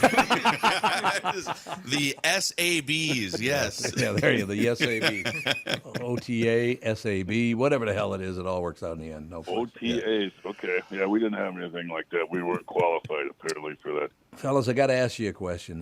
This is for Kent and Phil. What in the hell is with all the errors in Major League Baseball this year? My God, 5, 6 errors in some games. What is going on? Go ahead, Phil. I was in Vegas. I was in Vegas. Boy, I mean, yeah. What are we swapping out gloves for ping pong paddles? What is happening? I guess I don't get it. I haven't noticed it as. I mean, there's errors in baseball games, but yeah, I think maybe it kind of feels like the last 5 or 10 years, there's been such an obsession with hitters trying to create launch angle and all this stuff. Like there's this obsession with. I feel like hitters have become like golfers, where you can go into a batting cage like you go to a golf range and you get a top tracer and you get all these analytics for putting the right spin on a baseball or whatever. It's like, does anyone field grounders anymore? And I don't know. I feel like for a long time in baseball, and maybe I sound like an old curmudgeon now. You took probably a lot more infield practice, a couple hours before a game, sometimes 6 hours before a game. I don't know how often. I think teams are emphasizing resting more. Hey, why don't you optional batting practice? I just don't know how much work is being put in before games compared to maybe when Kent played. That's just my dumb theory, I guess. Yeah, that's it looks like a pretty good theory to me. I know that the team worked a lot. It sounded like they worked a lot different on fielding and plays and stuff in spring training this year. That was a little more emphasized. I know the guys take ground balls and stuff during batting practice if they do take batting practice. Right. But you don't take infield anymore. We always have to go out and take infield before every game. Right before the game would start, we'd run up down the stairs, I guess, at the ballpark and at the dome and go take infield, sit around, come right back up, put your game uniform on and go play. But they don't do that anymore. Yeah, you know what? I don't know if they work as hard on fielding. Have you seen the numbers, Tommy? Are they way off? Are they way different? Well, I mean, yeah, the errors being committed, and there is a question that I have for everybody here about that in a second. But the Twins' last game, their opponents, San Francisco, had 3 errors. The Twins had 2 errors, 5 errors in one game. Here's another theory. Here's another theory for you guys. All right, I'm completely making this up anecdotally, but I think it might be true. So compared to, and baseball's trying to fix this by eliminating the shift, right? They're trying to get more action in the games. But I feel like, again, the last 10 years, baseball has gravitated toward a lot more home runs, a lot more strikeouts, a lot more walks, and a lot fewer ground balls up the middle, or so maybe they're just seeing fewer batted balls than they would 20 years ago, because hitters have kind of an all or nothing approach at the plate. I don't know. Well, and they also have this way to catch pop-ups and fly balls now, where they used to put the glove kind of just left of their face, but now it's way left of their face, and they kind of catch it like a little baskety thing. Do you guys remember Andrew Jones? Oh, yeah. The Braves center fielder from 25 years ago? Yep. And I mean, it made baseball people irate, but he used to catch fly balls sort of backpedaling around his waist with a basket. He'd do the basket catch by his waist. There's a 400-foot fly ball on the warning track, and he just nonchalantly catches it by his waist. These guys, they stick their glove up like about 1.5 feet from their head, and I'm saying, don't you get a better line on it if it's closer to your noggin? Am I wrong about that, Ken? You would think so. It's I guess we're all doing stuff different. I don't get it, but so you noticed that too, Kent? Yeah, I've noticed that they're catching balls different off to the side, way off to the side. They used to try to get behind the ball as best you could. I guess, but I guess that's the way must be the way they're learning, or I don't know if you remember Ricky Henderson. Remember sure. Ricky Henderson? He used to do the snap thing. He used to snap his glove down, and actually saw him one time snap a little too soon, and it didn't stay in his glove. Oh no! He had to do that little hot doggy type thing, and it cost him. But I don't know. You don't see guys using 2 hands to catch a ball anymore, or no, you don't. The people who are anti-pitch clock will tell you all this is because of the pitch clock. Why would you catch it to the side of you because of a pitch clock? No, not that part. Not that part. The errors are being made because of the pitch clock, because guys aren't getting enough rest in between innings. Oh, for Christ's sake! I'm just they're just exhausted. Yeah, they're exhausted out there. They can't even bend over. They're so tired. Let's let the ground ball go through. But Phil is right. It's partly because they don't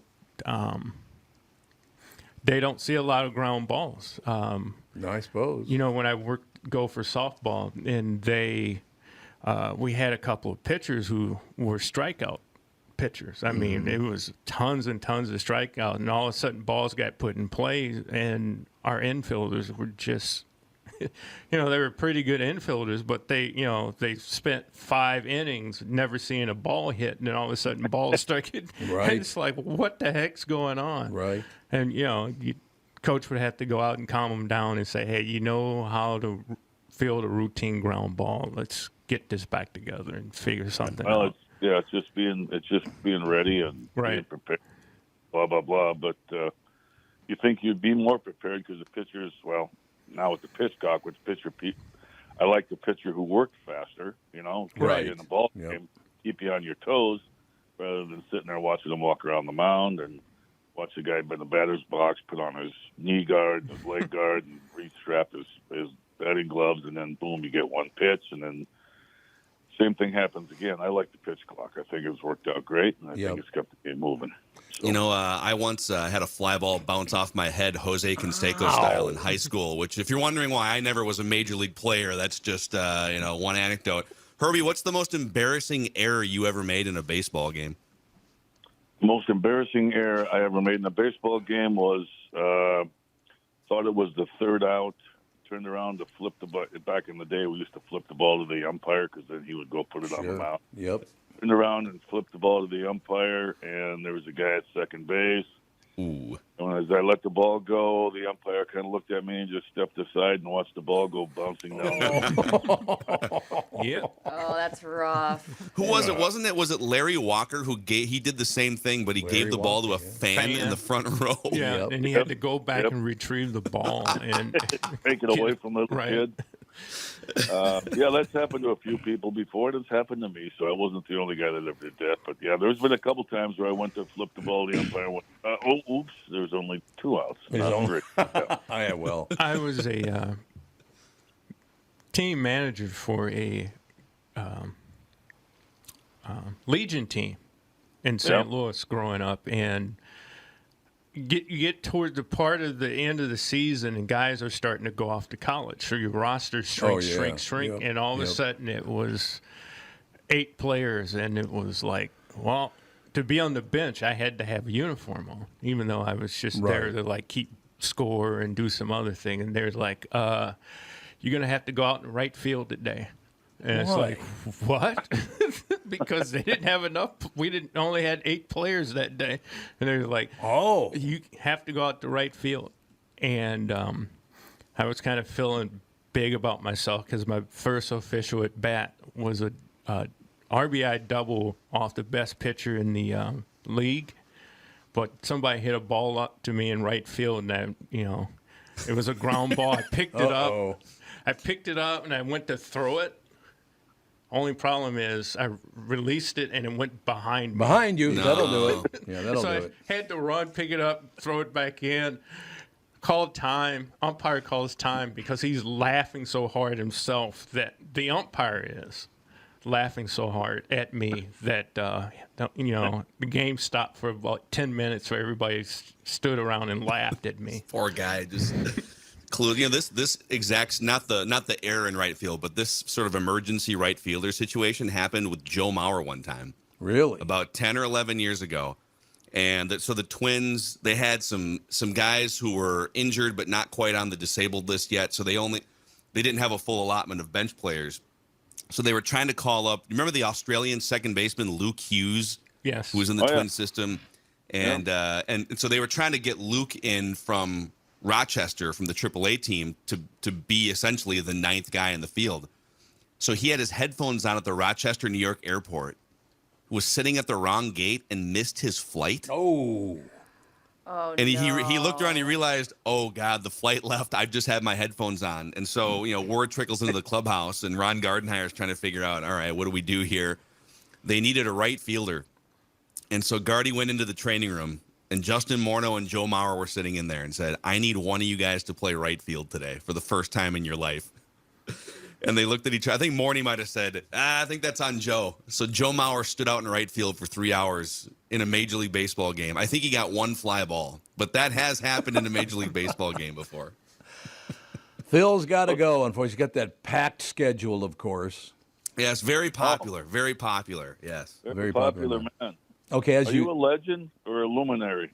Oh, I like it. I think I'm a loser, actually. I think that's why. Why don't we close with this one, Phil? One I of the just got a three text. L's. I got a text message from a listener that said, "Why don't you ask Kent the biggest error he's ever made?" Oh, that's right. You can't, because he'll answer becoming friends with Tom. Being on this show. Being on this show is the biggest error I've ever made. Same. All right, There's Phil. more people that love you. We'll talk to you Monday, Phil. All right, see you guys. Phil Mackey, ladies and gentlemen. See you, Kent, you got a couple more minutes, don't you, Kent? Yeah, fine. All right, because I just, one thing I did want to bring up to you, this framing the pitches behind the plate now, is this exposing umpires to being as bad as they are? My God, some of those pitches are a foot outside and they call them a strike. Well, okay, here's my take on the gig. Okay. This is my take on this strike zone and the umpires. So we all know that we make mistakes, right? I think I made what, 2 in my life? Sure. So they put this square thing up there behind the in the screen, and you can see that now, and that isn't exactly, I don't think, always in the perfect spot. Oh, sure. As well, because there's different camera angles from center field. They take the camera angle from center field that you're watching on TV. Not every camera's in the same spot, so you're getting a different angle. Yes, I know some umpires have bad days behind the plate. Some umpires have good days at the plate. I myself have had many bad days at the plate where you're thinking, you see some of these times these guys at the plate they jump back and they think the ball's way inside. Matter of fact, I think it happened to Kirilloff the other day. Just to think one.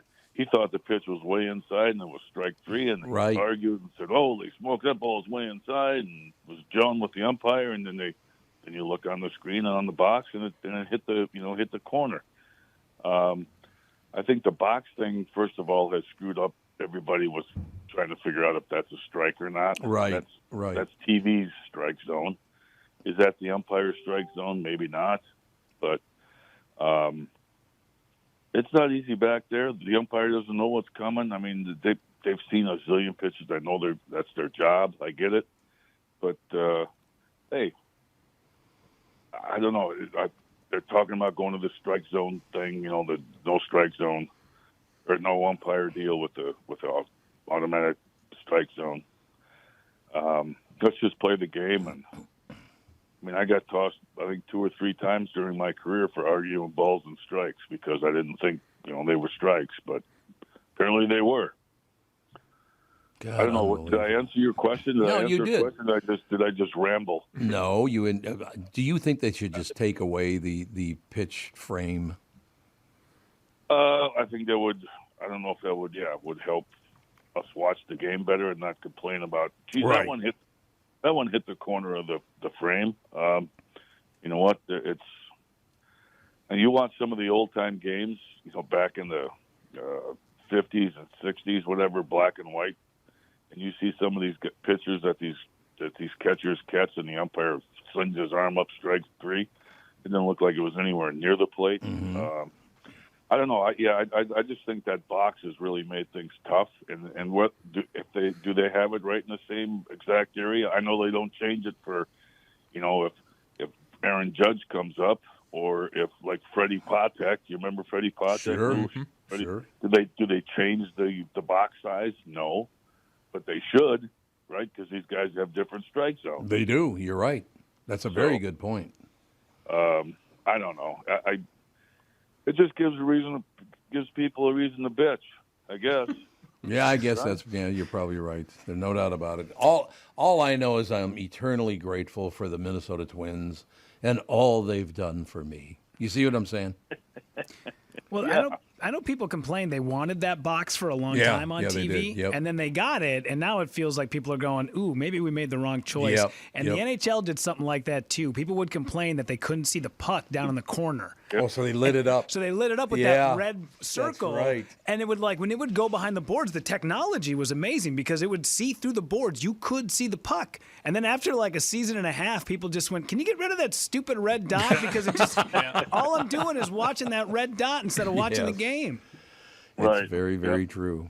It's a different thing, and they keep talking about. I guess they're doing it in St. Paul. Was it every other 3 games they're using the umpire, the fake umpire, robo ump. Oh, they are. Yeah. Okay. Yeah. So we'll see what happens with that, but. You know what? Let's play the game. Let's have fun. The boys are doing well. Still in first place. Couple games up over Detroit. Toronto in town. Got the folks from up north in town. Probably a pretty good crowd at the ballpark this weekend with a lot of people from Canada coming down. That usually happens. So should be a fun Memorial weekend at the ballpark. It should be indeed. All right, Pally. Well, like I said, every time I talk to you, I just think of the fact that at my bachelor party in 1984, I had it in section 225 at the old dome, and a guy with the initials KH hit a 450-foot home run, and I'll never forget it. So there you go. Even though you turn on me once in a while, I'll never turn on you. And Ken Horseman remembers that day as well. Ken Horseman, one of the great players of all time. There's no doubt about it. Kent, all right, you guys have a great Memorial weekend. Have fun, be safe, drive safe, all that other kind of stuff, and go Twins. You do the same. Thanks, Kent. See ya. Have a good one. You too. Kent Hrbek, ladies and gentlemen. Minnesota legend, as it says here. Luminary Minnesota legend Kent Hrbek. Sports brought to you by Killebrew Old Fashioned Root Beer and Cream Soda at the ballpark up north or in your fridge. Killebrew Root Beer and Cream Soda. Still one of my favorite stories. I think I've told you guys this before of Kent Hrbek. He's driving along and some guy's tailgating the piss out of him, so Kent taps his brakes. And the guy got very pissed off at Kent about it. Waves him over to the side of the road. And didn't work out too well for the guy in the other car, if you know what I mean. Yeah. There might have been a little bit of a tussle that the guy didn't win. Oh, my And I said, Kent, is that true? And he goes, yeah, I guess so. I said, what's that all? And he goes, hey, shit happens. I'll never get out of my car. I would never You don't wanna pull get out of your over. car. I would never get out of my car. People that do, I just don't. I would never. I will. You can follow me home Yep, or wherever. I I'm agree. not. Good luck. I agree with you completely. Thank you again to Phil Mackey and Kent Hrbek. We'll take a break right back with Timmy Lammer's Mr. Movie right after this. This is the Tom Barnard Morning Show. Well, just when you thought it couldn't get any better, Mike Lindell and MyPillow are launching MyPillow 2.0. When Mike invented MyPillow, it had everything you could ever want in a pillow. 20 years later, he discovered a new technology that makes MyPillow even better. The MyPillow 2.0 has the patented adjustable fill of the original MyPillow, and now with the brand new fabric that is made with a temperature-regulating thread. The MyPillow 2.0 is the softest, smoothest, and coolest pillow you'll ever own. Say goodbye to tossing and turning and flipping your pillow over in the middle of the night. And more great news on the MyPillow 2.0. Buy one, get one free offer with promo code TOM. MyPillow 2.0, with its temperature-regulating technology, is 100% made in the USA and comes with a 10-year warranty and a 60-day money-back guarantee. Just go to MyPillow.com, click on the radio podcast square to receive the MyPillow 2.0 buy one, get one free offer. Just when you thought MyPillow couldn't get any better, MyPillow 2.0 gives you the best pillow ever. Promo code TOM or call 800-516-5146 to get your MyPillow 2.0s now. Hi, this is Judd Zolgad. You know, summertime weather is here, and that means fun in the sun. The beach, ballpark, or barbecues are even more enjoyable when you're healthier and more active. Let Livia Weight Control Centers help you make the most of our beautiful summer days. Livia's premier all-access offer of 50% off plus a free gift is on now, but exclusive for 1 week only. You could lose up to 15 pounds or more by the 4th of July. Imagine that. They'll help you develop a personalized nutrition plan that's doctor recommended. I lost 40 pounds a couple of years ago, and here's the best part. Livia is going to help you, just like they did me, keep that weight off. So their dietitians and nutritionists not only help you shed those excess pounds, but keep them off as well. Summertime is here, and Livia wants you to make the most of it. Call 855-GO-LIVIA or visit livia.com. That's LIVEA.com. Livia's premier all-access offer, 50% off plus a free gift, exclusive 1 week only. Call 855-GO-LIVIA or visit livia.com. Livia, Voted Minnesota's best weight loss program 2 years in a row. Offer ends on Friday. The new Tom Bernard Morning Show is proud to have partners like Bradshaw and Bryant, MyPillow, and North American Banking Company founder, chairman, and president Mike Bilski. I've advertised on Tom's show for years, and the reason is simple. My business is recognized because of the ads, and that recognition has created growth. What business doesn't want to grow? I highly recommend the Tom Bernard Morning Show for your advertising. Grow results for your business by partnering with the Tom Bernard Morning Show. Visit tombernardshow.com, keyword partner. What do you mean someone will piss me off? You mean someone has pissed me off? Is that what you're saying? Ladies and gentlemen, we're now joined by the lovely and talented Bob Sansevere in studio. Did I take some midget seat here? Because this microphone, I'm like crouched over to That's a to very, speak. very offensive Excuse word. me. Did I take a little person spot? Hey, you took mine, Bob. Thanks for pointing it out. Son of a Yeah, bitch. there you go. Son of a bitch, Sandy. So, well, now people can finally see what I guess they could, right? What I look like. There's nothing wrong with that. You're a handsome Italian devil. Well, I no comparison being next to JB. Well, yeah, I mean, that's a different kettle of fish. And JB, my sister and my brother, I haven't done it. They did the Ancestry.com. Mm-hmm. We may have some bloodlines. There's definitely something about that Middle Eastern and, south of Italy influence. It's called the Moors, Bob. Yes, the Moors. It's the Moors, Bob. They did more or less. They did quite a bit. Remember the explanation in the movie about the yes. Moors? Phenomenal. You don't want to repeat that on the air. Tom, I had a friend who I think you've met. He's an attorney. He'd have parties and play that scene for people. Oh, I know. My know. God. Your great grandmother. Settle down. Ladies and gentlemen, Timmy Lammer is brought to you by Michael Bryant, Bradshaw and Bryant, personal injury lawyers, seeking justice for the injured. Timmy Lammers. Timmy's with us. Sandy's with us. JB with us. And the other Hunyucks like Brittany, Rudy, and me. That's all I have to say. We're happy to join the Hunyucks. Full house today, man. This is great. Oh, and it's there's wonderful.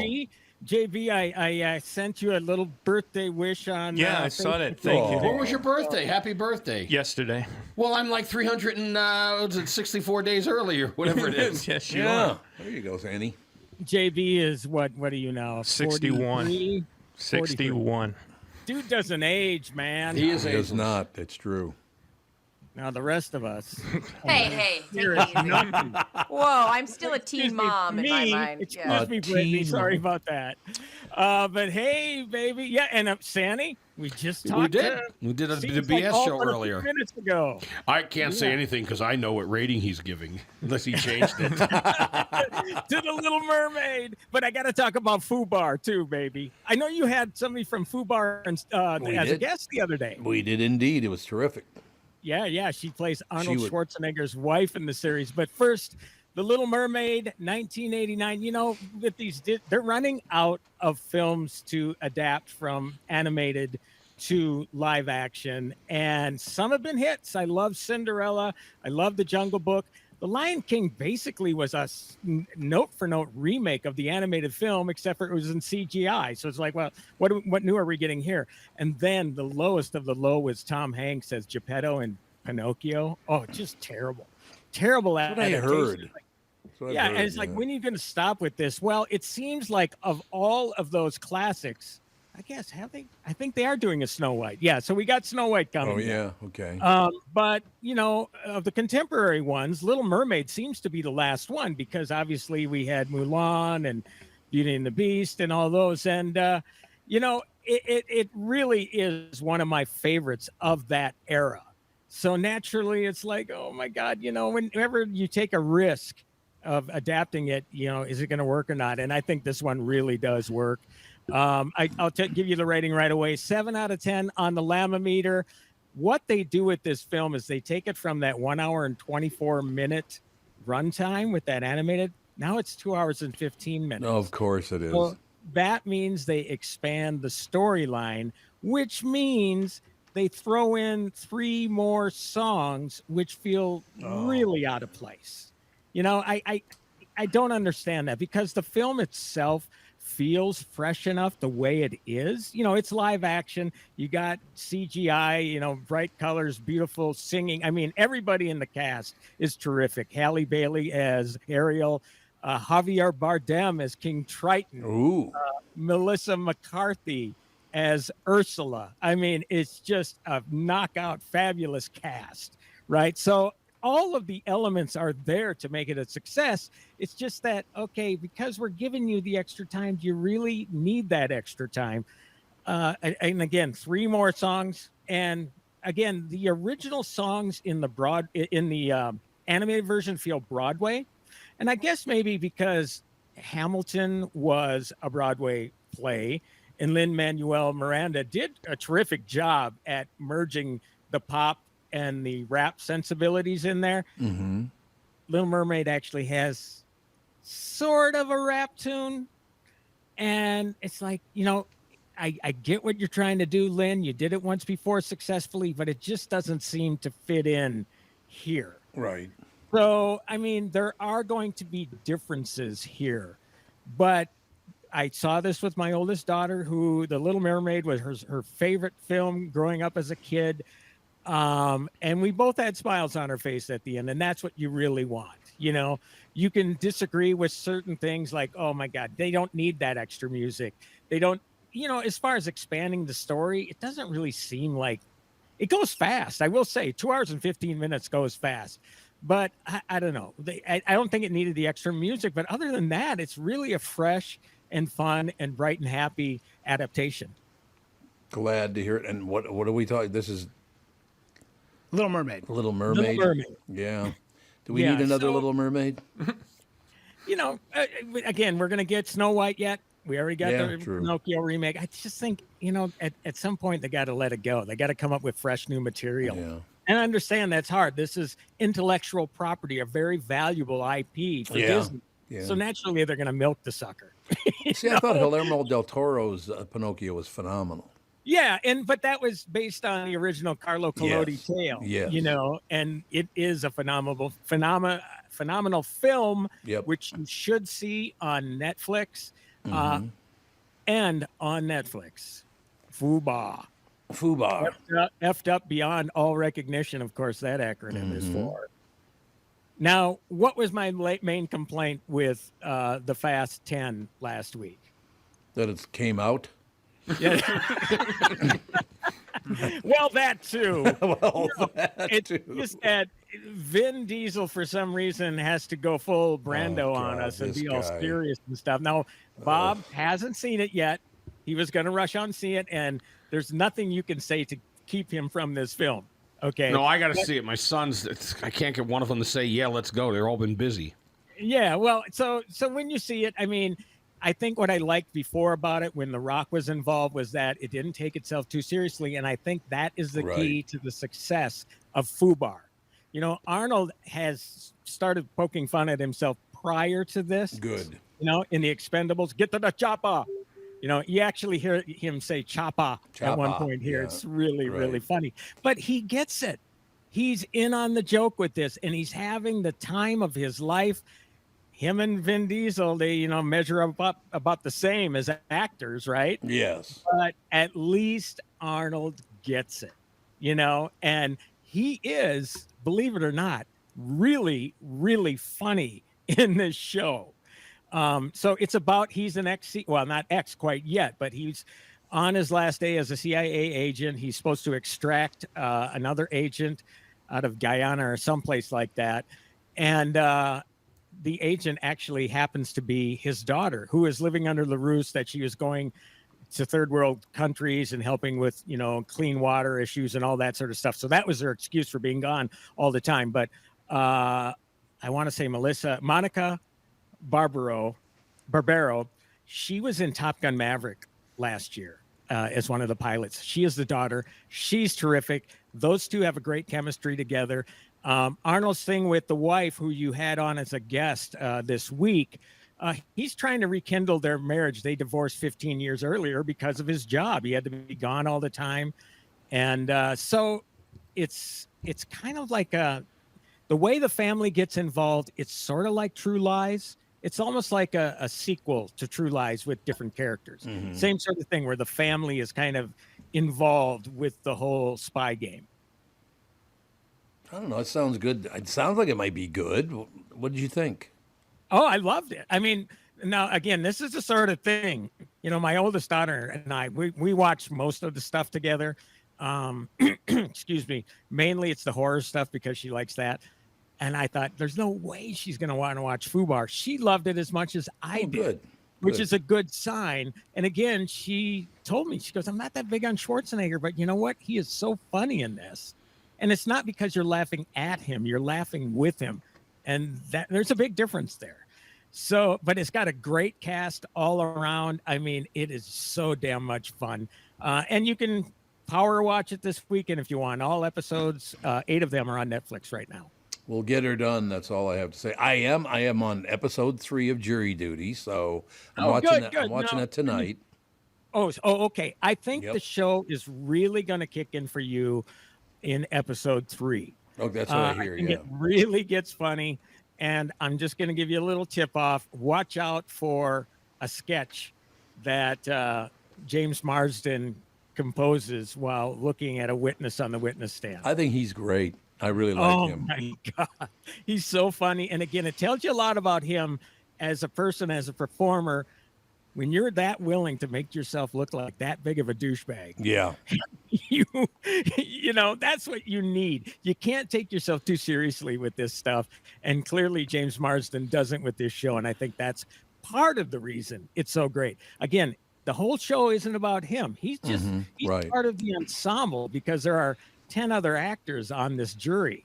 And I know that I think Rudy and Brittany had both seen it, right? Jury Duty? Yeah, I've only seen a couple episodes, and I would say I'm having I had fun with it. I don't know if that same joke can hold for as long as the episode. You know what I mean? Like, I feel like it probably could have been shorter, but I'm enjoying it. Yeah, I wanted to treat it like a watermelon Zima. It's good for one, but I'm not going to drink a whole 12-pack. Yeah. Mm-hmm. You know what, though? It really, really just escalates, though, as you go up. That's what I hear. I mean, we were roaring out loud in 3, 4, and 5 especially. It just got really, really funny. So I want to know what JB is watching these days. I told Tom this last night. I watched Air yesterday, early yesterday. Man, I was not... It was terrible. What? Wow. Oh, JB, no way. He's going against the grind, baby.